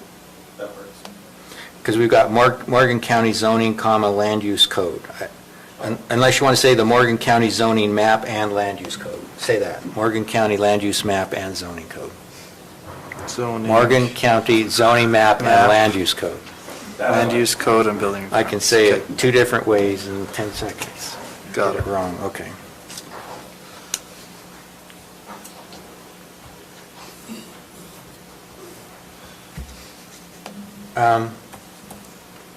So when you get down to, what number is this? Oh, goodness. 2B, retain a long-term sustainable economic development director. I would say retain an in-house or contract economic development professional. Right now, we're doing that pursuant to a contracted basis. We may continue to do that. Economic development professional. Which is the language from this, the grant program. Okay, got it.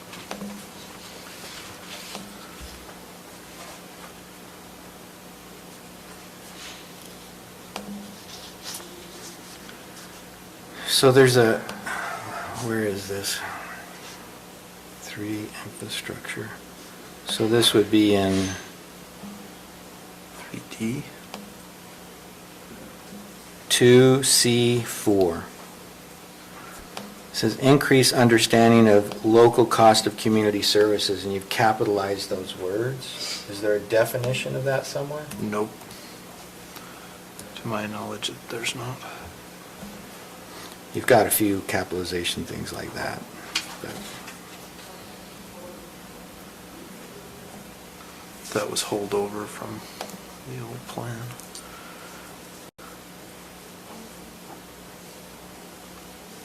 Like county business visits. That could be. Okay, yeah. Yep. 3B4. Okay, so support walkable development to maintain the natural rural appeal. What what are we talking about? Let's see, When you, this is, and this is just a carryover from what I do on a regular basis. When I talk about walkable communities, I'm talking about higher density communities where everything's within a quarter to a half a mile in order to walk to your basic services and to your employment, to your grocery store, to your means of transit. That's walkable community. But then you're saying to maintain the natural rural appeal. That's a very different thing. Are we talking about a trail system and active transportation model that or are we talking about both? Here, we're mixing the concepts from in my mind, but that may just be the baggage that I come with. I think that comes from, there was a feeling with members of the last RPO from the county that there was a negative connotation to active transportation pathway, and that the RPO wanted to have that as an area of focus, not as a urban walkable community, a road closed and that type of stuff, but more of active transportation corridors, walkable pathways, and bikeable transportation corridors. So I don't know how you'd like to change that, but I think there was a feeling that we wanted the RPO to be positive towards that, not having negative approach.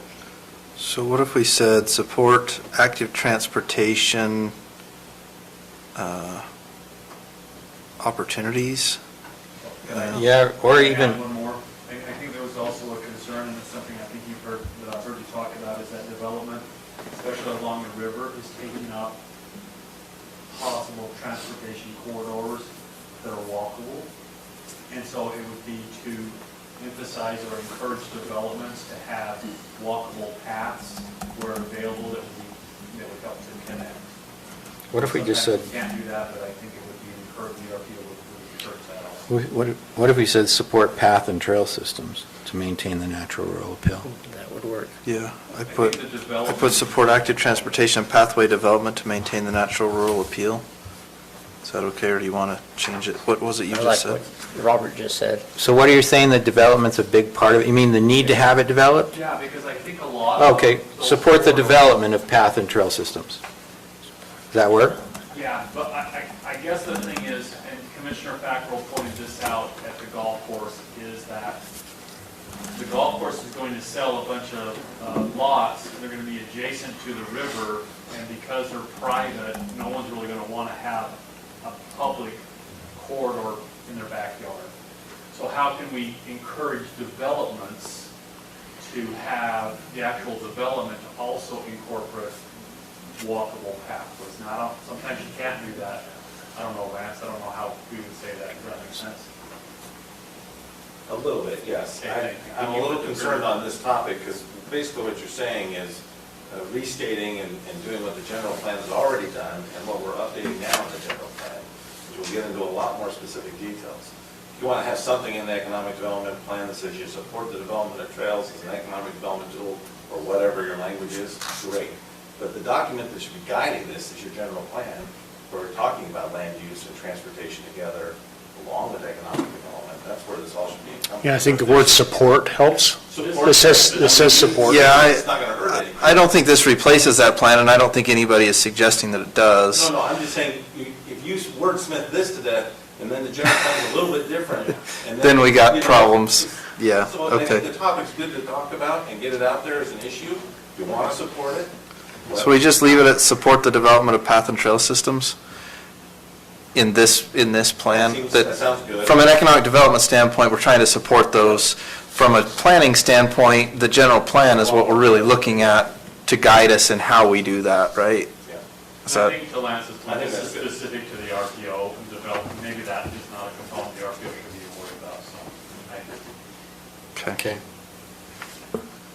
Under 4, business development, identify businesses for expansion or build out, and you've got 1, industries, i.e. restaurants, and businesses, i.e. Taggarts, which is a Yeah, restaurant. that Which is a was, restaurant, that was a that's not holdover from the previous, but I'm And I good to didn't catch remove it, I'm that. sorry.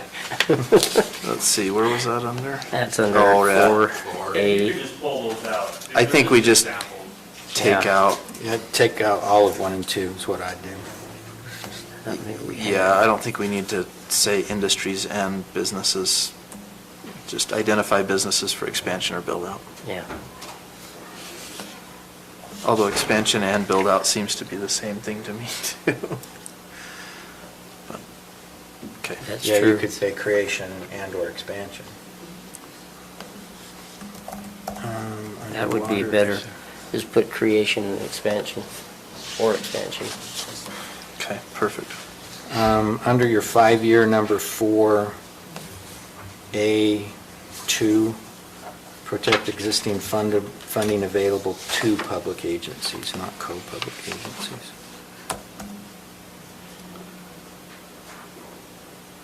And 3 needs to be removed too, because that's part of the sentence.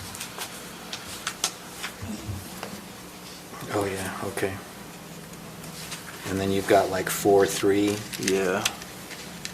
and then I don't know, it's probably stream flow, not steam flow? Yeah, it should be stream flow That's another capitalized too. and we need to get rid of. capitalized too.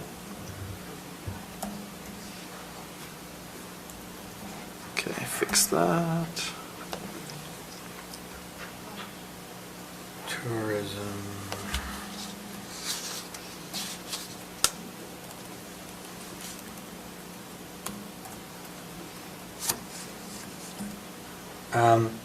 So, under 6C, develop specific ordinances to conserve land and keep Morgan's rural appeal. I think you might want to develop ordinances to promote the conservation of land, but you don't want to do an ordinance to conserve land. I agree with that. Ordinances to encourage conservation. Okay. What was it, to encourage conservation? Yeah. Conservation Of land. land and keep Morgan's rural appeal. Got it.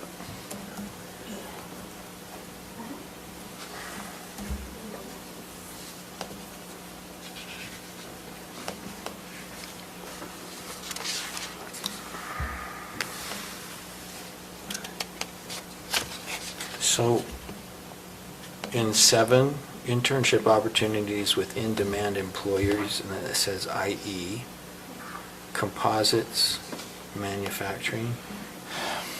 That was in there in the past. We had worked with an organization that, CANU, the organization that deals with composites, and I forget what the acronym is for, but anyway. I think that's why that was put in there. I would be fine with just removing that. I don't think we need to have an IE in there, to be honest, especially if it only lists one item. Okay.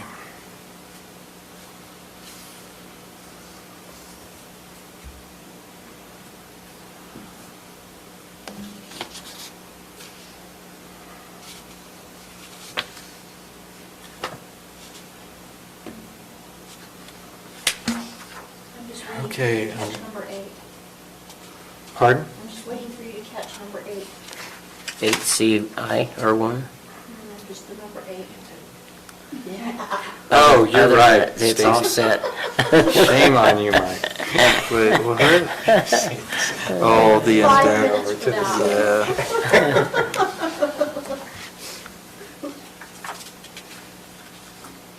I don't know why that's the way it is. Yep, but- you're right, that, even on my electronic version, it's like I that. was waiting. I missed it. Okay, under tourism.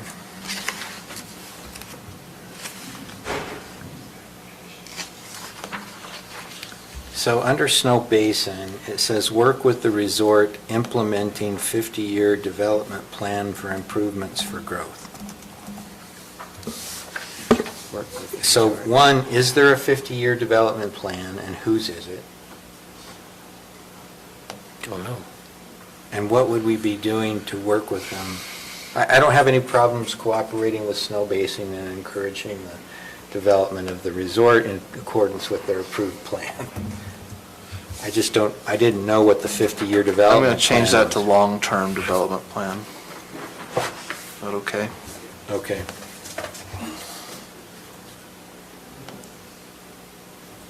So So work with the resort implementing long-term development plan for improvements for growth? I don't know why it says for improvements for growth. For growth. How about just? Just stop after the word For- plan. Plan, good idea. Implementing long-term development plan.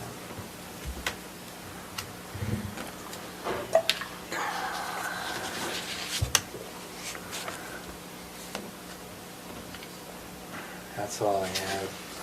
Okay. So I've made all of those updates. I'll send a clean copy to you. To all of you. I have to say, the economic snapshot was a little bit, I almost wonder if we need to just remove that. I would like That had to. been in there, that was from before. I don't know why we need it. I don't really see the purpose of it, to be honest. it wasn't really referenced anywhere. But No, then when I that's looked at just it, kind of a There's some appendage interesting to it. information, but I'm not even sure I'm reading it right, which makes me wonder if it's interesting or not. Well, I didn't go through it very well because it's not interesting. Okay, any Okay, so other I'm gonna remove comments those. from members of the commission with respect to the strategic economic development plan? So what's your preference? Do you want to recirculate, or do you want to make a motion to approve with the changes? I think if everybody's comfortable with it, I'd just make a motion to approve with the changes. We'll send out those changes and the updated document for review. I am. Unless if there's, Who signs it, Robert? it's actually not even signed, it's just an official plan that we put in place, yeah. So it's just an approval. Okay, is that a motion? So I'll move that we approve the updated Morgan County Economic Development Strategic Plan as amended in today's meeting. With all the, I'll second it. yeah, with the contingencies. Or not contingencies, but with the corrections. Yeah, I said as amended. Okay. And I'll Okay, we have a motion by Commissioner Newton, seconded by Commissioner Wilson, to approve the Morgan County Strategic Economic Development Plan with the amendments discussed in tonight's meeting. Any questions on the motion? All in favor? Aye. Any opposed? Thank you. Item number 4, Land 7, Northside Creek Plat Amendment, a proposed amendment to the Northside Creek subdivision located at approximately 6485 North Silverleaf Drive, Mountain Green, Utah.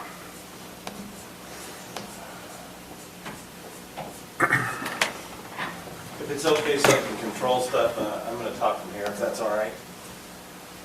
This is the Northside Creek plat amendment. It is amending an existing plat that was platted and final platted in 2008. You're, of course, very familiar with it because of the amended development agreement that we did. The location is, this is Cottonwoods, Silverleaf Drive, and then the airport is just to the southeast, or southwest here. The existing platting is 22 lots. You can see they're both sides of the existing, or the proposed street. None of this is constructed at the moment. That's the current site layout. And then this is the proposed plat, which is just, you can see changing some of the angles, changing some of the lot sizes and locations. This area here is going to be an open space parcel, not developed lots. And then, of course, this is the ski lake development. It's a big part of the development. Let's see. So that's the changes. During the planning commission meeting, there was discussion and concern from property owners to the north of the property that access off of, they come off of Cottonwood Canyon Road up through this access easement that's shown here, and then it breaks off and it goes up and crosses the Cottonwood Canyon Creek and goes to the north, and that's their access for a lot of ranches and recreational property up there. This plat is not changing that. It is currently a 12-foot easement. The discussion during the planning commission meeting kind of just flushed that out, that hey, this is a 12-foot easement, that the developer's not trying to block anybody off, they're trying to accommodate and make sure there's room for the larger sheep trucks and trailers that need to get up and across the river there. And I think there was a lot of concerns. Since the meeting, I think they've had some meetings, I'll let the applicant update you on any changes there, but that was the biggest public concern that came out of the meeting. And so the planning commission is recommending approval. With some conditions, just that the Northside Creek Development Agreement conditions are met specific to when a building permit can be issued. Again, so it's going to follow the conditions and requirements of the Northside Creek Development Agreement. I believe that's it. Any questions for staff? I have a question. This is a 12-foot road, that one that you're talking about. You want to take a semi up there to get the sheep, why only 12 feet? There is no way you can get one through there in 12 feet. I do not know why the easement exists at that width. That's the way it's been technically for at least a while. Years and years. Can you point us to note 11? Because that a little note on the 12-foot easement references us to note 11 on the plat. And it's not on the first page. Oh, I see what you're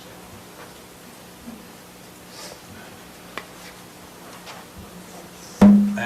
I think what's happening there is that the easement is shown as dimensioned in the actual easement document at 12 feet. Skylar can address the actual width of it. It's far wider than 12 feet. You want me to read what it says? Yeah, do you have note 11? 12-foot wide Cottonwood Canyon access easement per E135648. Oh, big long number.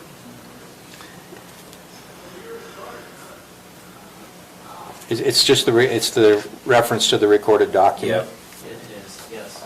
The entry book page. Okay. Yeah. So when a surveyor prepares a plat, they have to show easements of record that can be located. And if that document calls for a 12-foot easement, that's what's shown on the face of the plat. Okay, so my question on that is you're going, this is the old road, basically, except that it's been moved. This road is one that has been used for hundreds of years, or at least 100 years, and now it's being changed and only brought back down to 12 feet is all. And the whole point, it seems to me like what's happening is this project is stopping any other person from being able to get to their property that may be back in the back for a profitable reason. In other words, to prevent any other kind of person from being able to develop back there if they by chance wanted to, if they had land. Why don't we let...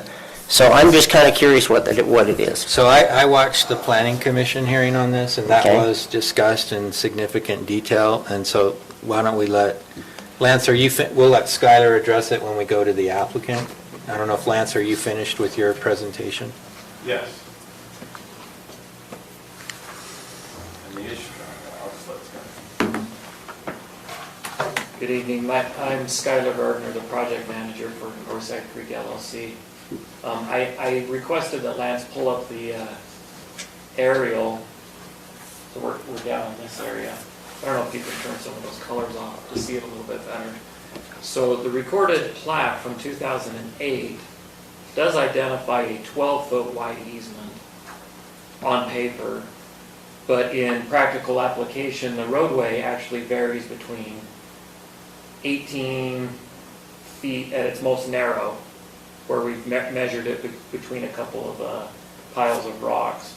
But in most applications, it's closer to 25 to 30 feet wide.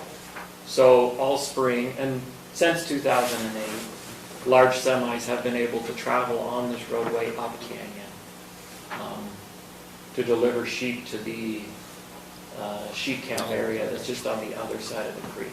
So So on paper, it's 12 feet, but physically, there are no restrictions to large vehicles needing to access up the canyon. And after the planning commission meeting, there were several landowners who own land up canyon. We met with the two largest, the Byram and Watterson representative, just last week. And we've asked them to actually organize the canyon owners, because I believe there's more than 20 of them, somewhere between 18 to 25 of them. And we said that we would like to memorialize something as well that has a wider measurement on it that grants access to all canyon owners with a single document. So we've actually asked them to organize themselves through some legal instrument that allows them to be the representatives so that we can grant an access in addition to this 12-foot easement that's shown on the plat, something new that memorializes a wider permanent access for all canyon owners. I guess my initial thought is technically there's a prescriptive use that's been in use for many years. Regardless of even what's on paper or what's said, there has been a prescriptive use for public. There has, Right, yes, so. for sure. I don't know if those landowners would say it's public. It's prescriptive for the benefit of those landowners. Sure. Yeah, Whether or not you could establish public's a whole nother statutory scheme. Yeah, because it would be private. It's a It is private gated. road. the road on our private property is gated at this location with 2 gates, which previously had locks on it, but now each landowner who owns land up the canyon has a combination to open the gate. So we actually, it is restricted, or has been restricted, only to property owners up canyon. Okay, so have you worked out the details on the bridge and being able to get a semi across there? Because when I was up there, I looked at it, and it was pretty narrow. And if you take that corner with a big old semi loaded with sheep, you're going to end up half of it in the creek. Have we worked on the radius? Yes, we have. Worked Okay, on the that's what I radius wanted to know. They actually had some semis that were delivering just last week. We marked where those tires were to ensure that the radius allows them to line up with that bridge. So, And that's all outside of your fence for the actual development. yeah, so we're installing the fence within our project areas. It's actually not on our property boundaries because we have to, for the insurance and for state dam safety, we have to fence the site. Right. So we're fencing it, and we have worked with the landowner to ensure that the radius is clear, that he can make a semi-turn onto the bridge there. And he's in favor of everything then, at this point? Yeah, we left the section of fence out. There's probably 80 feet of fence that's been left out. On one side it's completed, on the other side it's completed. We left that 80 feet out to ensure that everybody is good with the radius that's there before we complete the fence. So the fence will probably come down and actually either bow out a little bit, or we'll change an angle on it to ensure that they have access to that bridge. So as long as you've worked with all the landowners, whatever's up there, I'm okay with it, as long as you've worked things out with them. Because, it's just hard with 12 feet. Yeah, I agree. We actually tried to find out what was going on with the 12 feet, and we couldn't find any reference in old meeting minutes. We don't know why it was a 12-foot number, to tell you the truth, but that is what is recorded on the 2008 plat that we are amending tonight, so it's just being carried forward. So we hope to, in the near future, have a new easement that would just record against these existing parcels in favor of all landowners up the canyon, property owners up Conwood Canyon. Okay. Any other questions on the plat itself? Lance described how our old plat was just outside on Silverleaf Road, 1, 2, 3, 4 lots here. We're shifting all of those lots onto this private roadway to better orient to the lakes. And we'd actually done that in a 2016 approval, At the same time, we approved the lake. The lake was one application that was approved. The subdivision was approved with all of the lots moving onto the private roadway. This, in our minds, this application here is taking these lots that were approved in 2016 but never recorded, turning them on an angle to better orient for views to look down lake. And then we're also doing a little bit of cleanup with some of the parcel labeling and numbers, and we've added a table on the plat to identify those different parcels that are going away. So the lots actually are getting their same density, 22. The lot areas are actually decreasing, and the open space or parcel areas are actually increasing in this plat. You can see these lots here were, I think they were closer to like 1.5 acre lots. Everything's going to be in the half-acre range. Any other questions?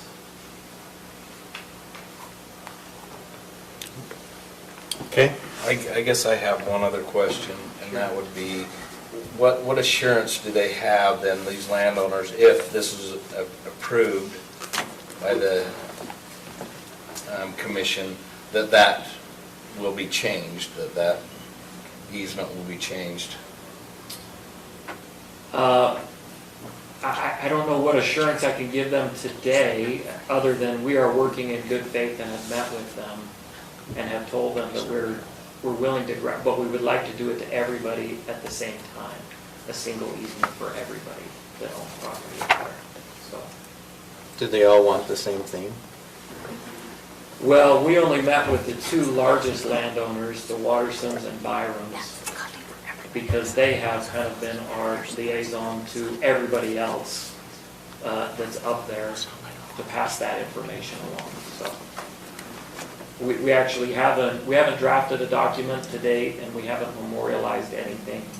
There have been some discussions about the access being 26 feet wide, but nothing's been memorialized yet. So I just noticed you had been putting up a fence out there all the way along there, and some of those roads that were in use and in for years, that they were blocked off. And so I was just curious if you made sure that they are going to still be able to access their properties.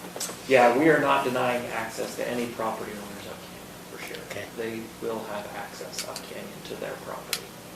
And you're going to assist them in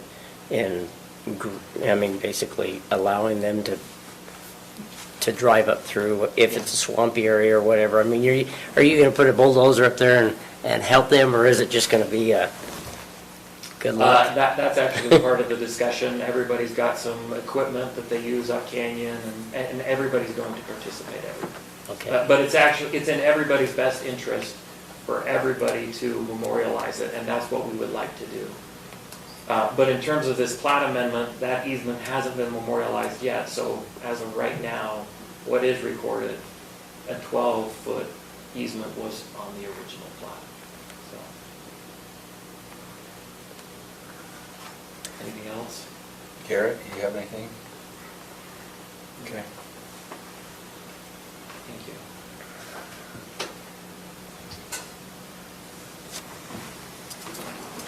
Further questions or discussion? Is there a motion?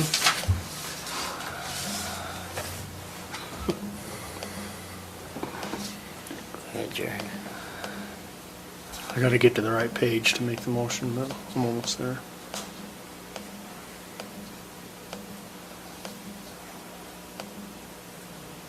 Unless somebody else wants to make it or can get there.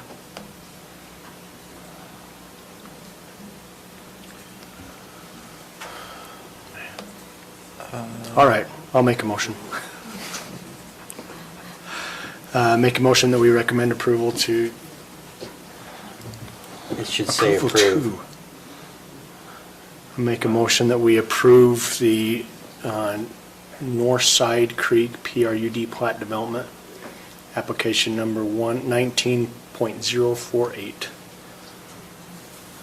And when I say it should be approved, I think that's language from the planning commission. You can make a motion No, to approve or that we- deny, but. no, that we approve. I'm not dictating what your motion is. Did we approve the plat amendment? Okay. I'll second the motion. Okay, we have a motion by Commissioner Anderson, seconded by Commissioner Newton to approve the proposed amendment to the Northside Creek subdivision located at approximately 6485 North Silverleaf Drive in Mountain Green. Any questions on the motion? All in favor? Aye. Any opposed? Okay, item number 5. Lance Evans, Frontier Estates Concept Plan, a proposed 10-lot subdivision concept plan located at the south end of Frontier Drive in Mountain Green, Utah. And this is a proposed concept plan, small subdivision concept plan with 10 lots. Because it's a concept plan at 10 lots, more than 8, the concept plan gets a recommendation from the planning commission and comes to the county commission. If it was 8 lots or less, it would all be done at the planning commission level, so just a bit of FYI on that. The planning commission held their meeting on May 13th and recommends approval. When we walk through where we're at, obviously, this is Trappers Loop Road, Trappers Point subdivision. It's coming, the development will come off of that road there. And I'm drawing a blank on the name of. You go further down. The zoning is RR1 is to the west, but the property itself has RR1 and R120 lots in this area. There was a rezone in the last 6 months to convert a small portion of this property to R120 so that the 4 lots would meet the zoning requirements for that area. The property to the east is RR10. And this is the concept plan. The orientation is north, is to the left. Come down here. The original issue was that the road came down, and from this intersection, we are not allowed to have roads more than 1,000 feet per code. 1,000 feet is here, and just this little extra stub over to the east, put it over. So there's a little bit of back and forth and a couple different meetings discussing and trying to work through that issue. Ultimately, the applicant changed the plat and in a cul-de-sac that meets the standards for frontage and the length of the road and whatnot. This area here is going to be an easement for a future road should it be stubbed over to the RR10 area. There's a large field right there right now. Let's see, I think those were the biggest issues. There is a lot of history on this project, and there are a lot of geologic issues and water issues, but a concept plan, the concept as presented meets those requirements. There actually has been a lot of geologic hazard type work that's been done on this. There are several restrictions and whatnot that will be finalized with the preliminary and final plat, but at the concept plan stage, the Planning Commission and staff recommend approval. Remind me what the water requirement is at concept level? And concept is just a statement of, is there a water company in the area that will service you, and where do you plan to get it? At preliminary plat, we actually have to have the will serve document that states we have the ability to serve you, we have this much capacity, and this is how you'll be served. And where is the That will be plan? required for the next application. Sorry. What is the water plan? It will be Highlands Water will service this. I think they're obviously working on getting the amounts of water aligned with their new well, and then the system built so that they can provide water to this area, all their current customers. Any further questions for staff? The applicant's here, if you'd like to hear from the applicant. Yes, Kurt Smith, Mountain Green. What I'm proposing here is actually my second issue, or second option. The first option is still to put the improvements in for the stub. It's going to benefit, well, it's just good planning.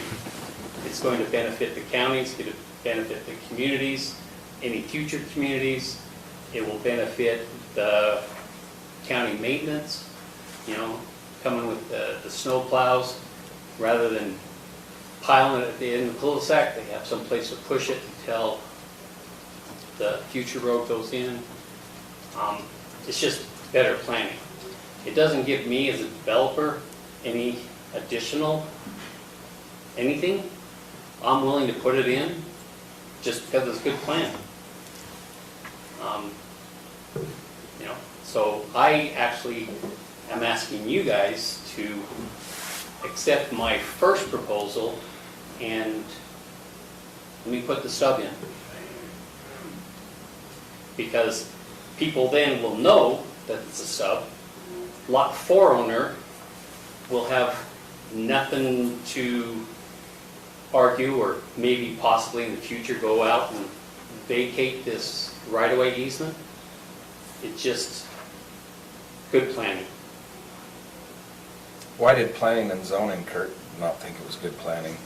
Because their ordinance says that from here to here, you can only have 1,000 feet. So it goes from here to here, which is 1,145 feet. You actually, so right now, it's 1,000 feet to the center of this cul-de-sac. You go 55 feet because they want a radius of 55. So that actually goes down, you got 90 feet of improvement. And because the ordinance states 1,000 feet, that's why Planning Commission was about to deny me until I said, okay, let's look at this option. So, I think you guys, I don't know. Well, so let's talk about that. What would be the mechanism? The problem that we have is that we have to follow our ordinances. So if the ordinance limits the length of the street to the limit that you've identified, then we have to figure out what the process is. Would that be a variance? Well, there's no hardship in the new development, so the variance criteria would not be met. It does not meet good planning, but it has to meet our code. And there's no other exception mechanism for that. That's the problem. I don't disagree with you that it would be a good idea to do. Let's ask the county attorney what he feels. Well, that's conflict. So I have talked to the applicant and to planning a little bit about this, and the code does say 1,000 feet. It was put together by Sterling Codifiers up in Idaho, but I think it relates to more rural communities. There doesn't appear to be a reason for the 1,000 feet. It's just the number that is in the code, and I also did not see, as Lance said, that there's much wiggle room or discretion that it gives to the lawmaking body, so it may need an amendment to the code if we wanted to change what that 1,000 feet would be. I think maybe the worry from planning would be, well, if we make an exception here, and then what about 1,200, or what about 1,250, and what about 1,400, how far do we go? There's some jurisdictions that leave it to the discretion of the fire official, because that's largely what the requirement is. They may state a larger outside, it may be plan at 1,100 or 1,000 or 1,200. I agree, the 1,000 feet is a relatively arbitrary number. If you can point to a method pursuant to which we can do it legally, apart from amending the code, which I'm not necessarily opposed to that either, but I don't think we can do that in tonight's meeting. We'd have to go through the process to do that. Well, and that's what, you basically are reviewing something similar in the public hearing, where the amending the plan for the street grades to be determined in the best interest of the community by the county engineer or whoever, I don't want to be delayed anymore, so I'm willing to do this. And that's good information to know. So from our perspective, from what we could do, if you're inclined to move forward, we can move the concept plan forward, and then if you're inclined to make a change or a modification that allows for some kind of an exception, then we would need to probably make a modification to our code, either to adjust that distance or put in a mechanism for it to be extended or, approved vis-à-vis planning commission, county commission, fire official, Well, county engineer. If I may, the planning commission several weeks ago asked the staff to work on an amendment to this section of code. We have gotten several different complaints about the 1,000 feet and why it exists. Staff has met with the county engineer and the fire department and the Mountain Green Fire Department, and we have a draft proposed. It's going to be, I think it's on the June 10th planning commission meeting as an amendment to this. That would reduce it to 750 feet, but, well, basically it follows the International Fire Code. So that proposal is in process and on its way forward. So Lance, what did we do with, is it Golden Hills that's up at East Canyon? Because they did it like a turnaround every 1,000 feet. Is that because it's a different road structure? Turnaround every 1,000 feet is just required, period. What they did is put in secondary accesses. Gotcha. That was their, So, yeah, so they've got miles of secondary access roads so that they don't have more than 1,000 feet of streets. And ultimately, this may facilitate a secondary access to Frontier Estates through Yeah. your project. yeah. Right, and I could do that and not even put that easement in to have a second access for Trappers Point or any future development, which is crappy planning. I'm wanting to put it in now. So this 1,000 feet is ridiculous. I could put this as an easement, but who's guaranteeing that's going to be installed? So I got a quick question, Lance. So did I hear you say 750 versus the 1,000? We're looking at a little bit of a longer distance. You're actually saying the recommendation is going to be less. The International Fire Code is 750, but it allows for the fire official to make To make an exceptions, exception. given grade, vegetation, other elements. And so in a situation like Frontier Estates, the fire official could look at it and go, oh, well, that's okay if it connects over to here, 1144 is fine. In other areas, where we have deep canyons and lots of trees and vegetation, they may leave it right at 750. But we would, instead of following the county-adopted code, 1,000 feet, for whatever reason we got it, we would be able to follow the International Fire Code, which is an international standard, and say, this is how we're going to look at it. It sounds like it's, Ultimately, we're just trying to protect people. And sounds like we're trying to address it, that we're looking at addressing it, Kurt. Process So, of going to public hearing in 10 days. Yeah, that change may catch up with your application for preliminary Yeah, so final. that'd be the restricted? Now it's at 750, so I have to No, bring it's- that here? no, it's giving us because, the ability. Right now, if we approve this at concept, Lance, correct me if I'm wrong here, then he could continue with this application. Even if we changed the code and it restricted it to 750, he would still have the 1,000 foot as his code because he started the application before we changed the code. Is that That correct? is what his concept approval would be. Yes. Concept approval does not guarantee that codes will not change. If So it's preliminary that would lock that in it's for him. preliminary, would really locks it in. And so the code at the time he submits his preliminary plat application would be the one that's in effect. The county has the ability to change that code and to help or not help the applicant. If it doesn't impact him negatively, the applicant may say that's fine. I want to make sure we're really clear though. Although the International Fire Code says 750, the allowances and the flexibility is there so that we're not just going 1,000 feet. It's 750 plus we get a look at the circumstances. So we would, Do we know how he feels about the circumstances?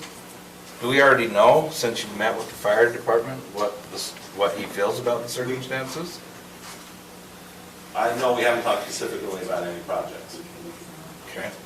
You could also prepare your code amendment to allow subdivisions that have concept approval to stay at the 1,000 feet distance or be. I really think if the code as adopted the way it is now goes through, that this would be a situation where you could go to 1,200 feet, because it makes sense and it's not creating any more of an issue from a fire safety standpoint.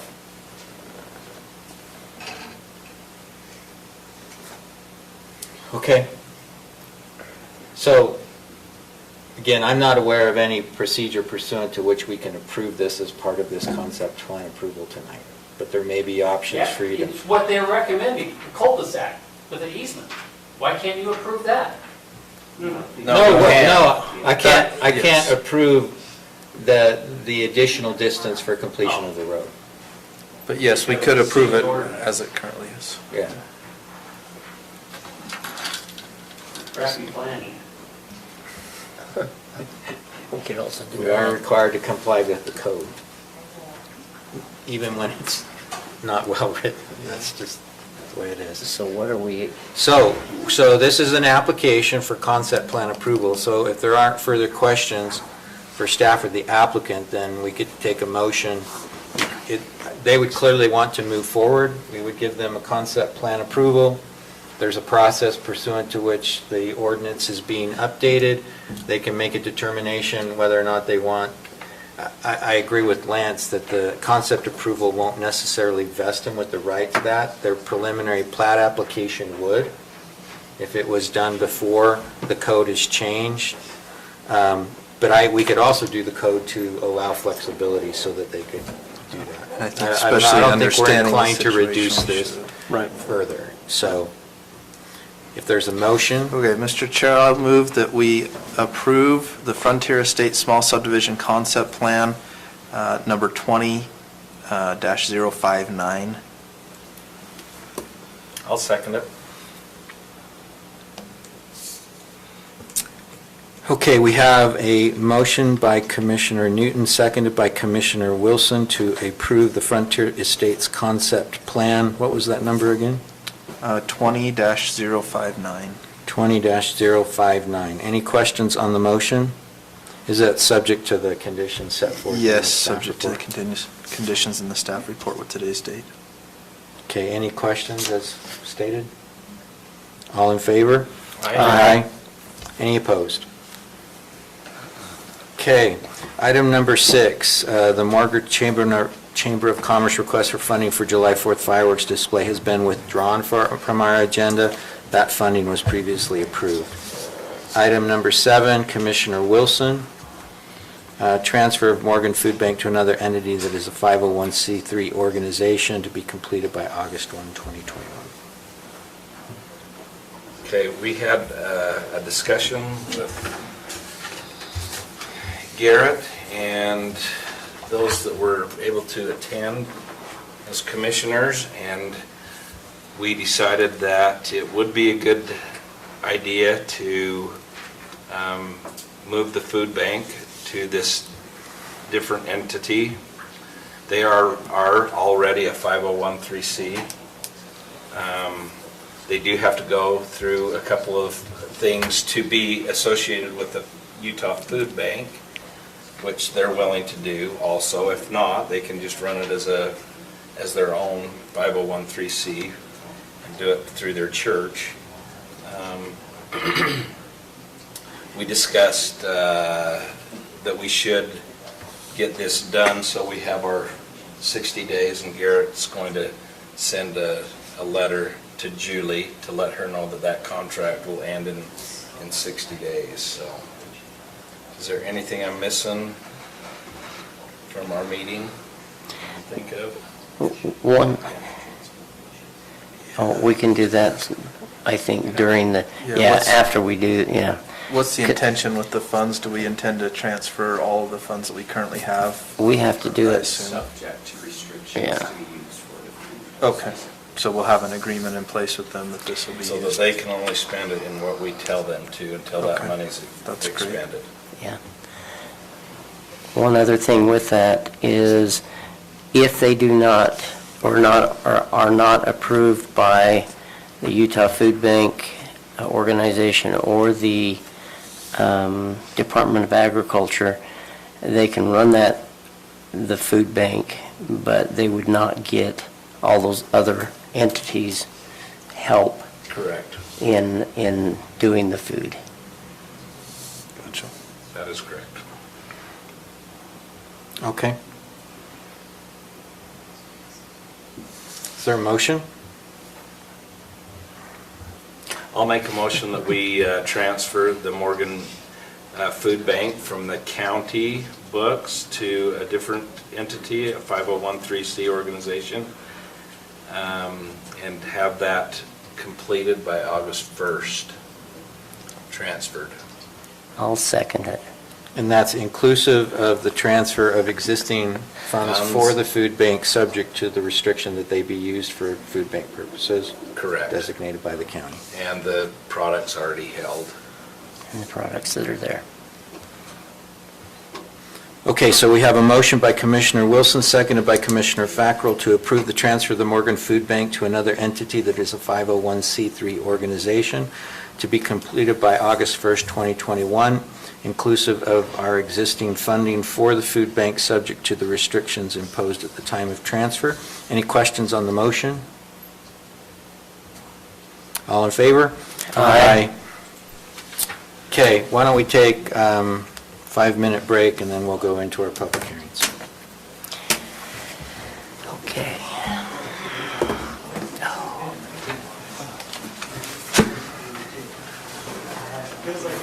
See, you guys didn't think I would go and vote for it. Don't vote for what?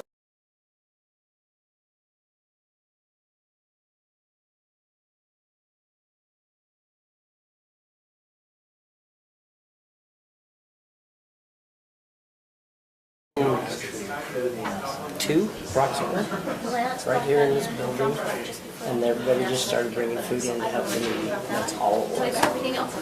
Sub-percent and all that. Same thing. That's how it started. It started by your commissioner there, your uncle. Yes, Bart Smith was the one that started it. I was gonna give you that history, but it's gone a long time tonight. It's already 6:20, isn't it? Are you guys comfortable with signing the checkout list tonight? Yes. There's the two. Yeah, I went through it. Remember in the old days when we did it on paper? We need 2 copies signed. No, I don't remember the old days when we did it on paper. None of us have ever done it on paper. You haven't done it on paper? We need 2 copies signed.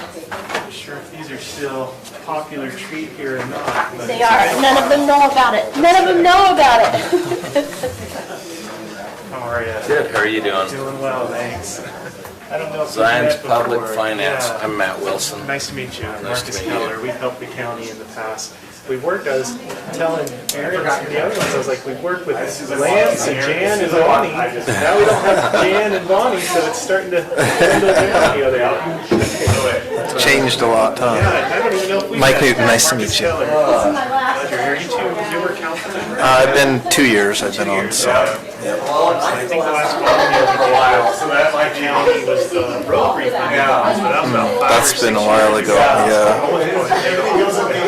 It is, actually, that was 10 years ago almost, yeah. And yeah, it's paid off. Our fund cares money, you guys are ready, probably are pretty cash rich right We now. need to send it all back. Well, if they would use it for the right thing, I would say do it. Well, we can't turn it down because somebody will take it, not use it right now. Yeah. We want to feed it the, California, New York's coffers. Exactly. That's They'll what take it. Bail somebody else out. I was talking to Iron County, so I work with them quite a bit, and they were like, you know what, we were thinking the same thing, should we turn it back? Because they really didn't get very hard control, but I mean, sales were up for probably 9 out of 10 months.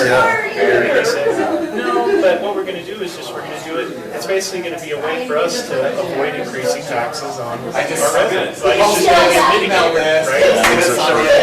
Use it, they're just putting it kind of, I don't know how, I don't want to say what the. If you can make it fit in the guidelines. It's a criteria. Yeah, the police funding, they're, putting it into the system that way, they're moving the, I think everybody's gonna agree with how they're using it now, but, yeah. If you can catch up on some infrastructure or anything, you can. Exactly, and for you guys, you've been very fortunate, a lot of the growth has been kind of mitigated, where you guys haven't had to do any bonding. very much, which is awesome. But Yeah. I think this will even help push out any probably needed capital projects even that much longer.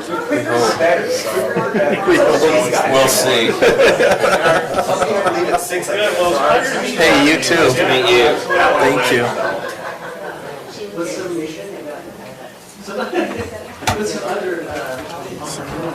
Zion's I think Stacy stole Jared's.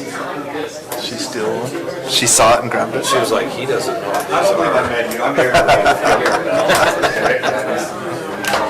Oh, they're chocolate Yeah, cake. yeah, so I prepared that, and it's substantially similar to what they approved for CW grant on I went white 4 weeks ago.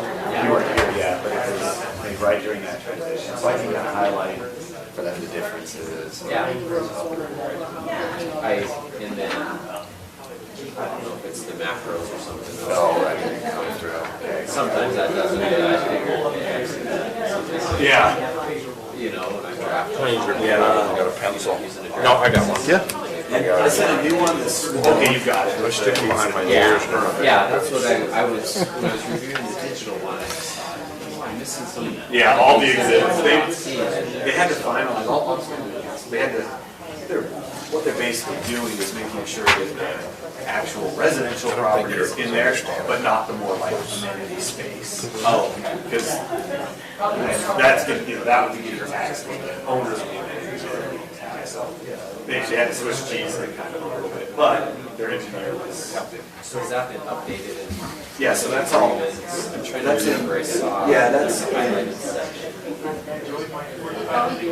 Yeah, so that's now been updated in the governing document, now it shows the 28. Got it, okay. Yeah, so that's some change there. And then I had just in the resolution, well, you see, so the same group just created 2 local districts. For this project, the council approved it.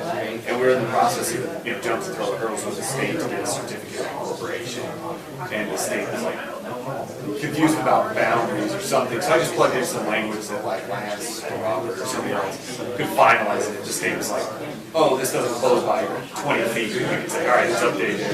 Rather than to come back through a whole process, they could just look at it. They'll be up to them if they're okay with that. But just kind of a simple, give a process that if the county or if the state rejects something for a simple It does. legal description that doesn't have a material impact, Lance can finalize it. Maybe I'll run to the restaurant. Finalize it.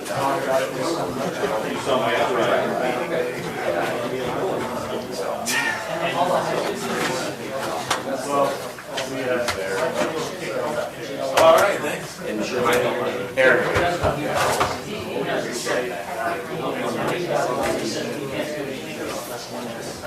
Cool. Hey, well, congrats on the new gig. What were you doing before this? So I have a firm, private firm. Business, estates, and Okay. Okay, so you're still hanging on to the private practice stuff.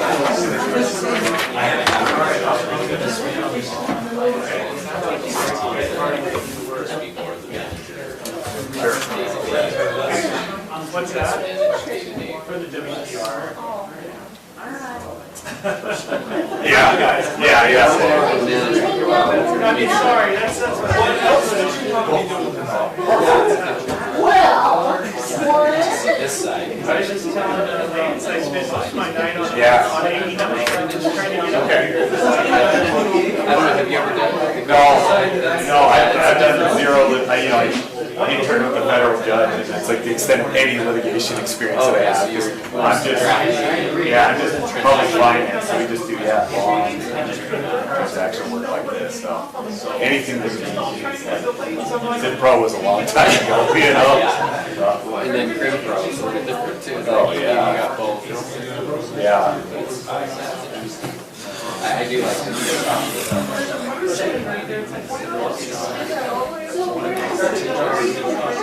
Something that's,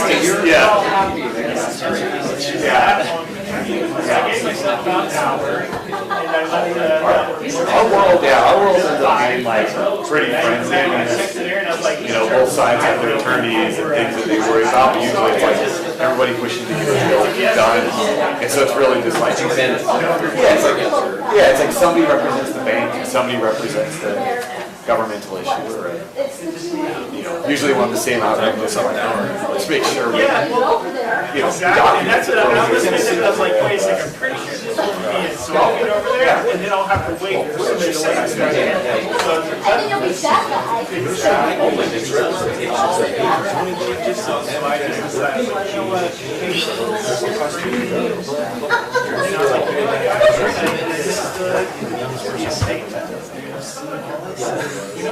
Maybe I gotta get just the right.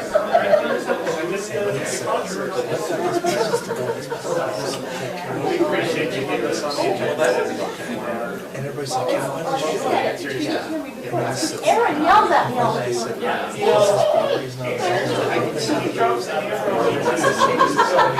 If he wants to build something. It's on the other side of the river. Does he have any on this? Not that there's any bribery going on, but he yells at me. He claimed he goes through the river. It was on the list, and I just, Every meter. He sent me a blog down. So I'm keeping a list. The bridge mix was from the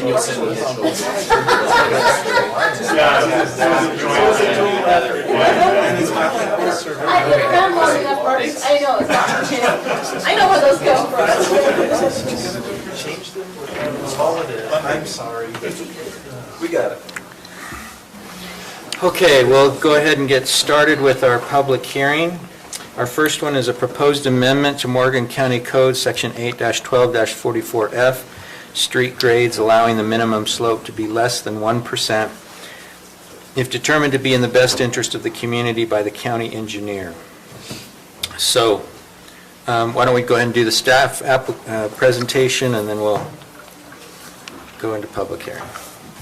This is a very short and straightforward code amendment proposal. The issue is that we require at least a 1% grade on all Morgan County roads. And the particular property that has instigated this proposed change is flat enough that they would have to, and I wish Jared was going to be here, but to explain this better, but the 1% grade would require that they go down a fair for hundreds of feet, then they'd have to alter and go up hundreds of feet, so that this would be 1% and this would be 1%, and then we'd have to have drainage right there. And it would create roads that kind of go up and down a little bit over this particular property. So we discussed it, and the applicant said, what can I do about it? We met with Morgan County engineer, and he made this recommended change. He believes that it's an adequate, it gives us flexibility and actually creates better planning and design. And the code amendment would simply be allowing that, adding a statement that street grades less than 1% may be considered if it is determined by the county engineer to be in the best interest of the community. And on this particular property, in this example, instead of having storm drain inlets every couple hundred feet or something to maintain that grade, we'll be able to spread those out a little bit more. It'll overall help the storm drain system. It would meet the requirement of this code amendment. And the engineer, it just gives the engineer a little bit of flexibility. So, hey, this is good engineering. This is just meeting the code. And so that's the request for just adding that one line into section 8-12-44 regarding streets. The Planning Commission discussed it, had no real issues, and recommends approval. And I'll stand for any questions. So, my only question relates to the language we're using. In the best interest of the community is a really kind of broad standard that's really not tied at all to engineering principles. And so I was wondering if it's say, unless it's determined to be unnecessary based upon sound engineering principles as determined by the county engineer. Because we're saying it has to be at a minimum grade of 1%, but what you're saying is that there are some properties where that's not required. And if on the basis of sound engineering principles, the county engineer determines that, I'm fine, as opposed to the best interest of the community, just because that's such a broad, open-ended kind of standard. Okay, you should state that again. Oh, yeah. So after the word "be," determined to be unnecessary based on sound engineering principles as determined by the county engineer. I like that. It's too bad Commissioner Anderson had to leave, because I could ask if it made any sense to an engineer to say it that way. Sound principles always make sense. Yeah. They do. Maybe it should say sound civil engineering principles.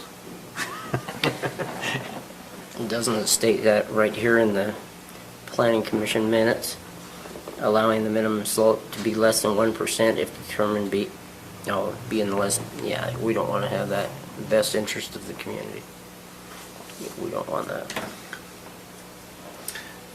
Okay, any questions for Lance? Mr. Chair, I move we go into public hearing. Is there a second? I'll second it. All in favor? Aye. Okay, at this point, members of the public can address the commission with respect to this matter. Mr. Chair, I move we go out of public hearing. Second? All in favor? Aye. Did you get the moving party, Commissioner? Second. Okay. Mr. Chair, I move that we approve the amendment to Morgan County Code Section 8-12-44F street grades as amended this evening. Second?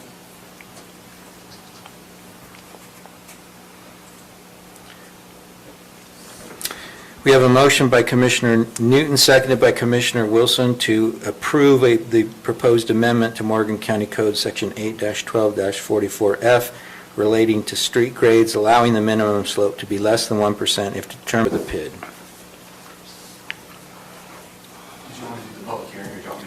Go ahead and do the presentation, and then Sure. we'll open the public hearing. I've got Ed Schultz here from Wasatch Peaks Ranch. He's been participating over YouTube, but has not had the ability to tie in. And he just had a knee surgery, so he's not able to be here in person. Okay, all our best for a speedy recovery, Ed. Needs to not ski so much on that downhill. It's from playing too hard. Exactly. Well, thank you. Thanks for your time and putting us on the agenda tonight. Go ahead and state your name for the yeah, record. sorry. Aaron Wade with Gilmore Bell. Helped to prepare the governing documents for Wasatch Peaks Ranch and the resolution tonight. So this is similar to what was approved just maybe about a month ago for CW Land with the Rome Public Infrastructure District. This is just one public infrastructure district being requested by Wasatch Peaks Ranch, and is part of their development agreement that that this type of a tool would be considered. And as a reminder, a public infrastructure district is a separate, distinct entity from the county. So it's created by the county commission, but is a separate entity. Its liabilities are not liabilities of the county. Its debts are not debts. And this helps to kind of create a separate entity status, protects the county in the event that the district was not able to discharge its debt. There's no recourse to the county. That is by design to have a separate entity status. So what's before you today is a governing document for this district, and under statute, the governing document is the charter for the district. So the statute sets the outer limits of what a district can do, and the governing document sets parameters around that. So for instance, sets a debt limit, sets a maximum tax rate, and establishes transition of the board from appointed by the commission to elected from the actual residents of the district as they come to be, and as they move in and build their homes.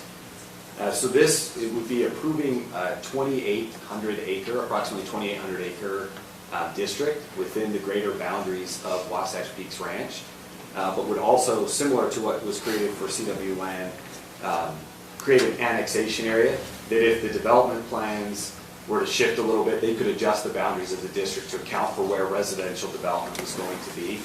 There's a map included as part of the resolution, and you'll notice it the boundaries are, several different areas, but that is to account for the different anticipated development areas while leaving the more open space and amenities areas of the project outside of the district, because it is just a taxing district.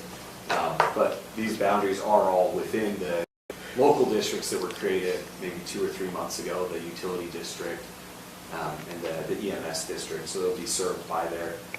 A few other items on that. So what they're asking for is a maximum property tax of 10 mils, which would equate to $5,500 on $1 million assessed primary residence, and a $10,000 property tax on $1 million commercial parcel, because there's not that 45% primary residential exemption for commercial property.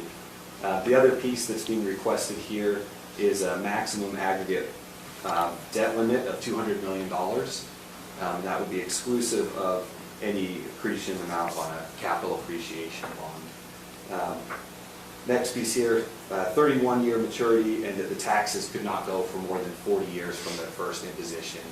And again, that's really designed, the bonds are going to be 30-year bonds, but the 40 years is in the event that the property taxes don't come to fruition. Let's say we hit a recession or something, so that property values don't rise and development slows down.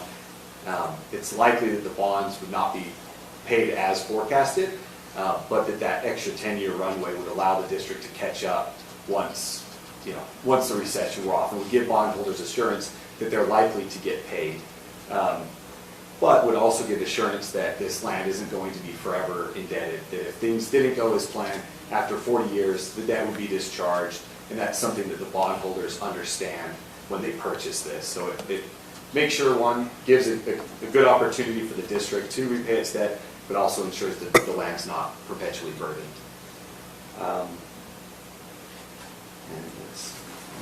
And again, similar to the Rome Public Infrastructure District, there are additional notice requirements under the governing document that would require filings on the land and disclosure to initial purchasers to make sure that folks who are moving into this community know that they do have an additional tax, that they are within the boundaries of the Public Infrastructure District, and will provide where they can access that information so that they can understand what this tax is for. So happy to answer any other questions you have here, and also just by way of introduction, sorry I didn't do this on the front end. So you have Ben Vera with Piper Sandler. He's an underwriter and has been working with WPR and kind of putting together the financial forecast. And then you've got, you guys know, but you have Marcus Keller here, who's the county's municipal advisor, and he's looked through the documents as well. So just for clarification, the 5K, 10K amounts that you talked about, those are the annual assessments on those properties? Yeah, that would be an annual assessment. And again, it's pegged to $1 million property value, just because we don't know what the values of homes in there will necessarily be. But what will get recorded on the land is a per $100,000 value, so that somebody could look at that and estimate what their home would be worth and extrapolate what the property tax would be, given whether they have a primary residential value or not. So this is principally for road improvements, correct? Yeah, so this would be for all of the public utility work up there, the roads, the sewer. Well, that's in part what I'm wanting to clarify, because when you use the word public, we tend to think county-owned.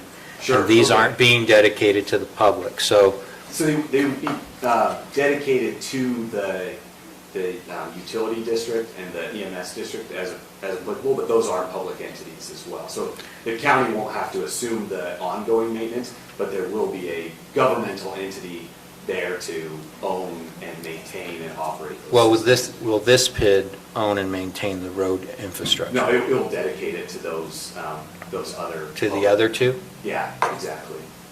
And this is, the assessments you're talking about are for the initial financing to construct, right? That's correct. Is there any maintenance that will be a separate assessment for maintenance? Not through the public infrastructure district, so that would be through the utility district and the EMS district, the same as other kind of special districts function throughout the state. So they would have, the ability to go in and determine what's an appropriate level for operations and maintenance and to do those levies and go through truth in taxation and all those different things that the county and other entities do. Okay. So why do all of these PIDs need to be done, other than so that we are not responsible for them? Is there reasons for all of them, and why not just have one? Yeah, yes, yeah, please. Yeah. Yeah, and one kind of just, jump in here, but the one kind of legal thing is that a district has to charge a uniform tax rate. So the tax rate, the likely tax rate for the Rome Public Infrastructure Districts is different than the tax rate for Wasatch Peaks Ranch. And also just the timing, it allows the individual district to be in charge of when it issues, because it's not necessarily efficient to borrow now for projects that's not happening for 5 years. The timings will just be different. But yeah, Marcus, please jump in on the finance side. Absolutely. Marcus Keller with Zions Public Finance. I think that's a great question that needs to be understood by the county, and really appreciate, because this is really a new law. The Public Infrastructure District Act was recently put into law, what, about a year? 2019. 2019, so 2 years ago. I forget, 2020 with COVID, it feels like it's just kind of a blank, but so 2019. And what it's really doing is allowing developers to borrow this money cheaper than what the alternative used to be. That is bringing in third parties or a commercial bank, and what we've estimated is between 10 and 20% borrowing rates on that. And so these different borrowing costs allow them to do these projects cheaper, and in a lot of ways be able to pass this savings down to the eventual home buyer through more efficiencies, through avoiding material and inflation costs over the years. I'm not sure if many of you have seen that recently, but just the price of wood a year ago was much cheaper than today.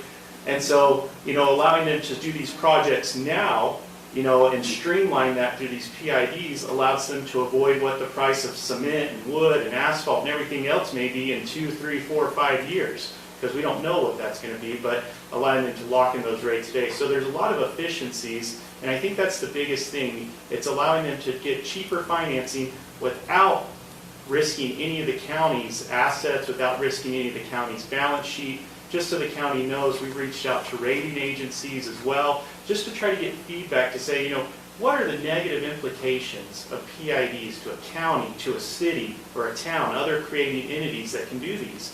And really, they said there's not much. I mean, unless they were building, the example we give is like a Disney World right in the middle of your county, that if it went bankrupt, that you just have this non-functioning commercial type entity right there, then it could potentially hurt the county's credit.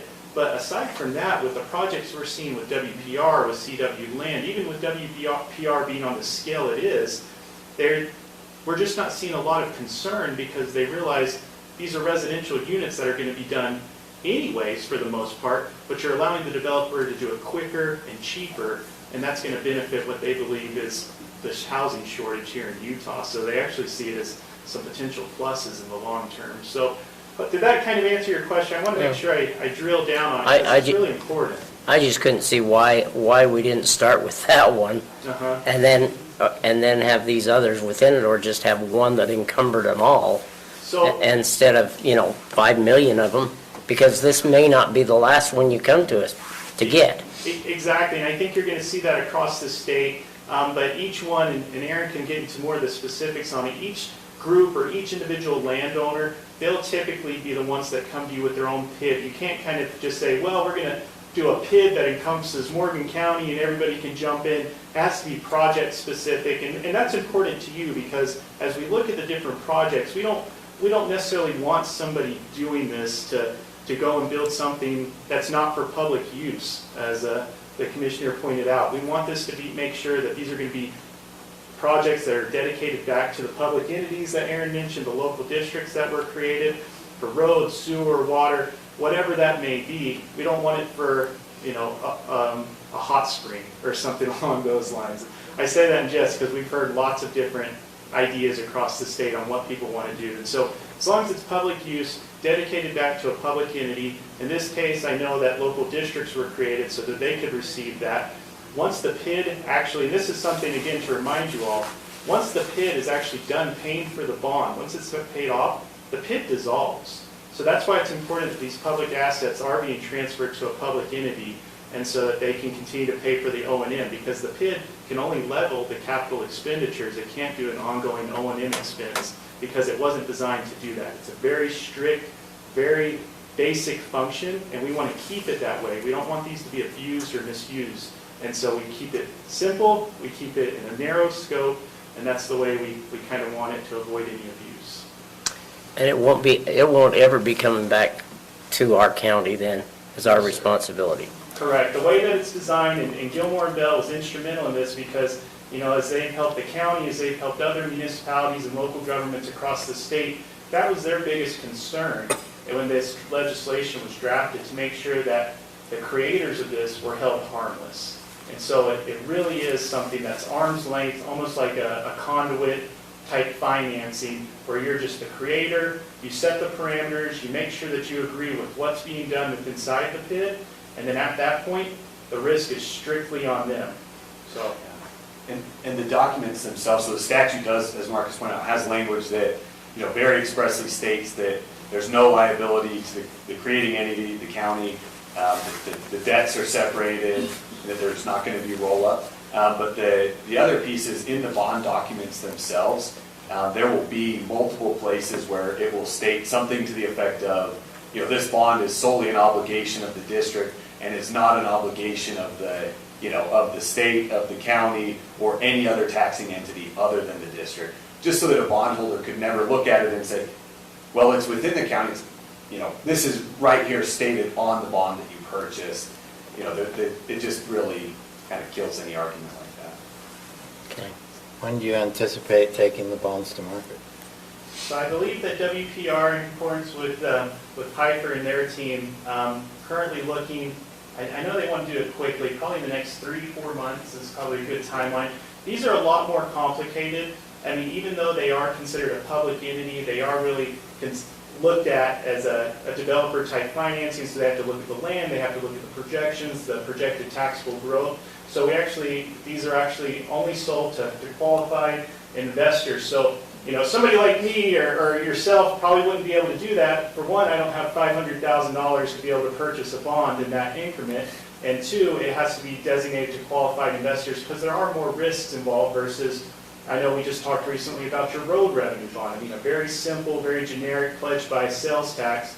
These are a lot, different risks involved, and so there's a higher yield. But, typically these are 3 to 4 month process, just because of all the different things you have to do. And again, they still have to do all the same notices now that they, assumedly are created and become a public entity. They have to do resolutions. They have to do all the fun public hearings that you guys get to deal with on a case-by-case basis. But instead of the county having to deal with it, now it's the PID's issue to go through that process.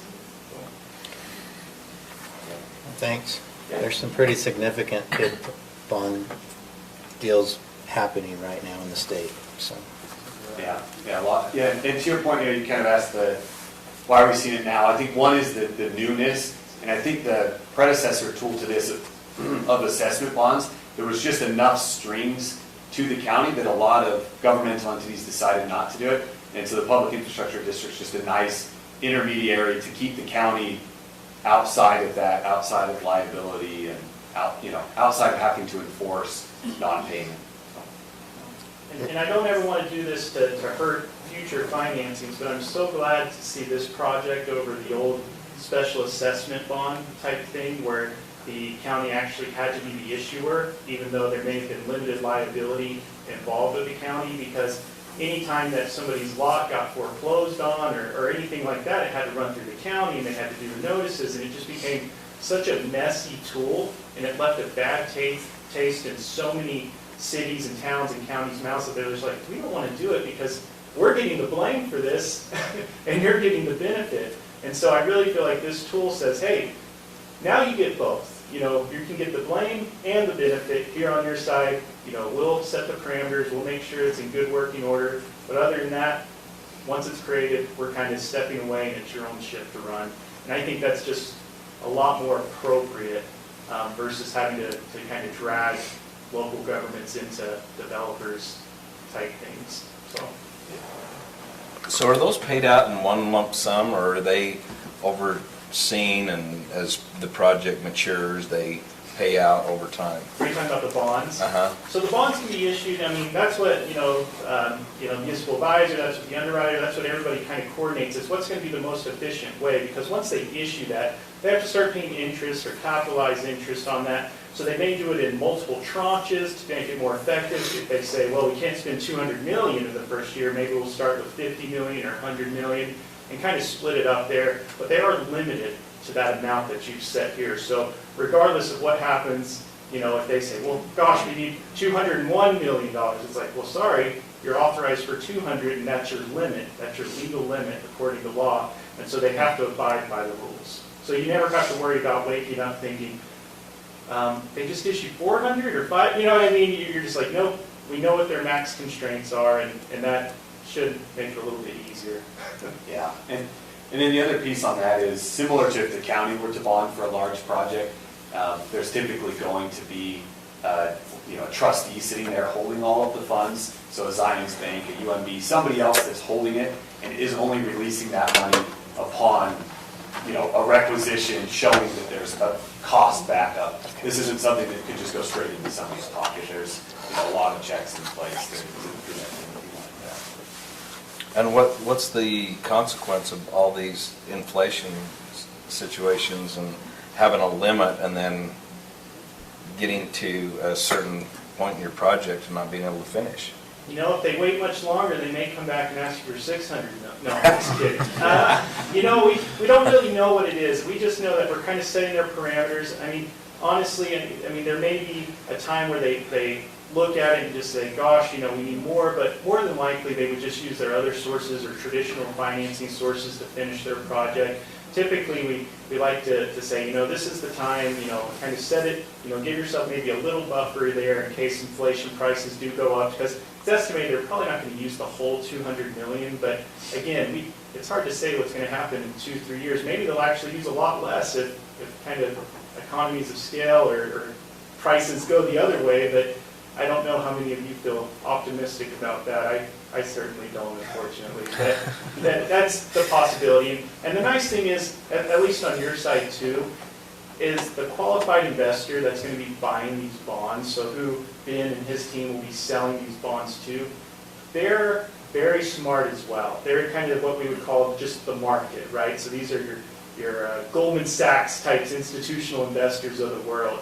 And they go through these with a fine-tooth comb to make sure that they're, one, appropriately planned, that they're not being overly generous with kind of their valuations and models. So the market is kind of the counterbalance to this too. So they're never just going to say, gosh, we're going to just issue it all right now, because the market's going to say, no, that's not going to work. That's setting your development up for failure. So it kind of dictates how much they can issue, when they can issue, and obviously they want to see that growth get into place before they can issue more. And so that's kind of the counterbalance when the market gets involved, saying, we're not going to let this thing fail, because, like you said, they don't want to lose money. They don't want to lose 200 million of their investment. And I apologize. Aaron said, after 40 years, if it's not paid back, it goes away. So they make sure to structure these and to be very conscious of how they're and what they're buying. So what's the chances, this is just a real off the wall question, but what's the chances of this project failing? I would say, hopefully, very little. we would never say, we would never, and I'm sure Ben's teams too, because they have a reputation of a Piper, they would never put into their deal flow a project that they know is doomed for failure. And so in this case, Ben and Aaron, myself, everyone's been working to make sure this is being structured in a very conservative method, in a very conservative way, to ensure that it has the greatest opportunity for success. I mean, nobody can predict an 08 or an 09 collapse. I mean, that's the stuff that, we try to plan for by being conservative, but if they happen, then we have to go back and readdress and redo our plans. But there's, that'd be kind of like saying, well, I think Armageddon's going to happen next year, so I'm just not going to build any more houses or any more roads here in Morgan County. You just go forward with a very conservative estimate and hope for the best, right? Okay. And at the time of issuance of the bonds, a detailed market study will be performed, based on current conditions and a forecast of the future of how many homes they think would be purchased in a year, to really kind of back that up at that time, and investors are going to be really keyed into that. So. But I'm sure WPR would say 0%. Yeah. Oh, I'm sure they're going to tell me that. The last couple that I've seen, the issues, they've been oversubscribed in the state, so there's some optimism in the market, and Utah's in a really good position, I think, in terms of the way the market's viewing it. And you hope all those people are right. People love the Utah market because they recognize the housing shortage. And so they know that there's demand there and there's limited space to build it. And so they love these kinds of projects because it's really, unless something catastrophic happens or whatever it may be, that there's usually going to be a market for what's being built. So that's a good thing. At least, like you said, for the Utah market, that's unique. Yeah. Okay, any further questions? Sorry, just two quick points. One thing that's different about this resolution from the Rome is I added a paragraph 9 that just would give any commissioner or Lance the ability to finalize boundaries. If, say, we went to the state and the lieutenant governor's office said, oh, this boundary doesn't close, or there's some issue, that we could just make a correction of that without having to come back through a council process. So I did include that in the latest that was sent to Stacy this afternoon. And then just one other note as well is just a disclosure for the board. They're working to get their formal disclosures notarized, but each of the board members is an employee of Wasatch Peaks Ranch, and that's okay under statute. It just needs to be disclosed. So I just want to make sure that I'm disclosing that here in this meeting, that and they'll make the proper filings and keep those on file as needed under state law. Mr. Chair, I move we go into public hearing. A second. All in favor? Aye. Okay.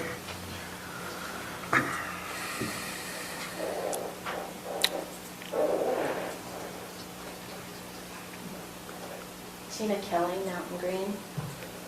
I didn't even pretend to understand all of the bond discussion, but I understand it's really important in creating a board. There was something that raised a flag for me in your discussion, a question that Chairman McConnell asked about the public infrastructure and where their obligation is, the boundaries to it. And this wasn't going to, as I heard it, was going to affect the emergency management district and the sewer district. And the concern I have, and I said this before, and I'll keep saying it, and I've talked to Ed about this, this is supposed to pay for itself and take care of itself, but in joining in with the Mountain Green Sewer Improvement District, are they going to maintain their infrastructure all the way to the point where it connects in under the river into the Mountain Green? I do not want Mountain Green citizens responsible for carrying any financial obligation for Wasatch Peaks. I don't want anybody in Morgan County to be carrying any financial obligations for Wasatch Peaks. Wasatch Peaks should carry those financial obligations for itself. So I don't know that you can answer that. I don't know that they can answer that. That is a concern that I heard. And then also in the boundary discussion on page 4 in your packet, there's still a highlight that says sub 4,000 acres filling once known. And I don't know about you guys, but I don't like open-ended things like that left in. What's that number? It's 2864. It was, the engineer was just finalizing it. That has been finalized. Thank you. Any further comments from the public? Mr. Chair, I'll move that we go out of public hearing. I'll second it. All in favor? Aye. So, with respect to Ms. Kelly's comment, I understand, I just want to make sure I've got it. The district boundaries they're limited to Wasatch Peak parcels.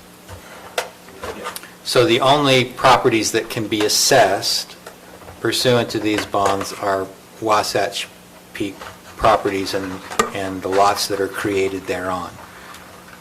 Her other question goes to the interaction between their sewer facility, the Wasatch Peak sewer facilities, and the Mountain Green Sewer District's facilities, which is an important question, but I don't know that we're the body that would be able to address it in terms of long-term improvement. I don't know that we have any details on what that system is, but I, as a Mountain Green resident, I would concur with her that if you guys are putting in some special plant that's a Wasatch Peak plant, that it needs to be maintained by Wasatch Peaks. If there's something that you're doing to expand the Mountain Green sewer districts and there's an agreement with that board as to something that we're all participating in, then that would have to be that board that would have to address it. But I do know that there is an agreement in place or talks of an agreement, but that would be something you'd want to talk to Kent Wilkerson, the district manager in Mount Green Sewer Improvement District, to get all the details. But I know that they're not including that because we're helping them with their bonding of their plant. They're not including that as part of any of their financing or any of their bonds or debt obligations. So I'm not sure what that agreement entails, but I know that that's not being included as part of what they're doing to prepare for the growth of Mount Green. If that, I know that doesn't ease your concerns, but no, that's not being tied to their bonds. I have a question also with that is, you talk about EMS. The other two districts that you did, one of them was for sewer, and the other one was for fire, police, and emergency, or was it only just? Yeah, I don't think that there was police. Police. It was Police is fire. not part of it. Yeah, it was fire and EMS. Okay. And then the other one was the utility district was, storm drain, sewer, road. Water. And water. Okay. And that'd be more a typical improvement district, correct? Yeah, And then the other is a service district. right. And this is a public infrastructure district that facilitates Yeah, their financing. This is the kind of the checkbook to pay, because those types of districts are very limited in the amount of money they can raise. So typically when a sewer district bonds, it's an existing system that's now saying, oh, we're gonna build for 200 more houses, but we already have, 5,000. So this is kind of just the initial cash raise to get the development in place. And I did just get a text from Ed saying that they're responsible with all the costs, and I think he intends to, reach out to Ms. Kelly on the economics there.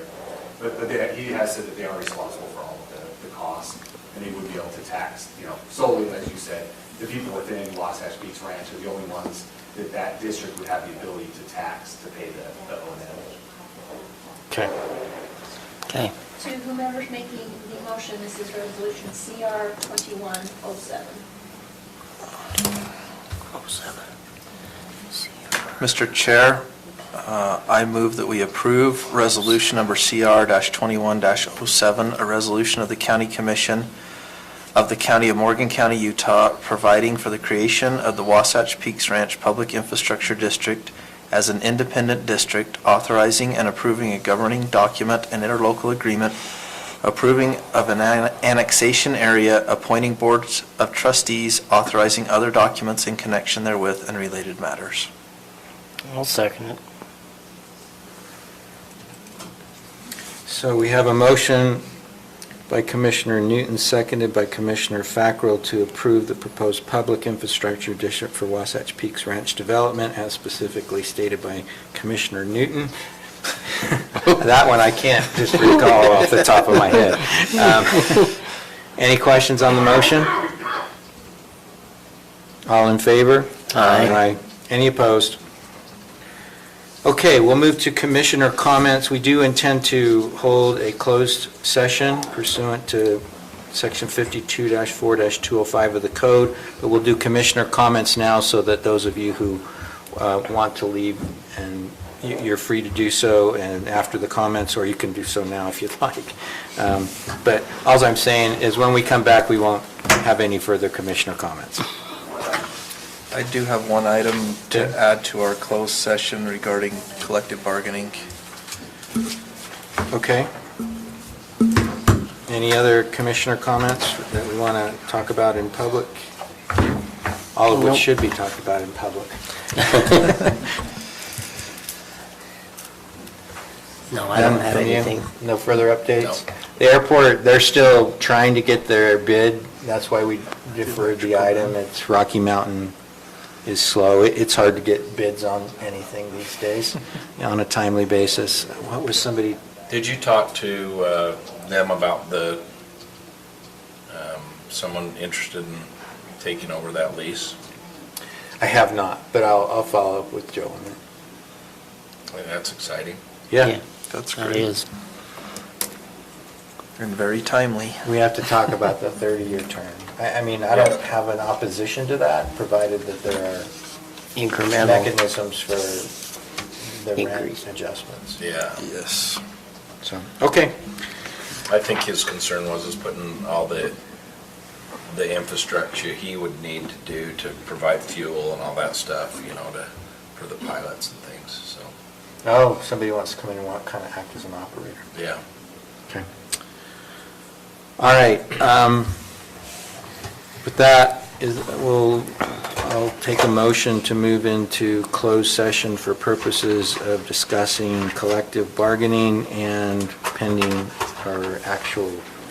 pending litigation. So moved. What's that? Do you want Lance? I don't think we need Lance for this discussion. We Do you- might. Garrett?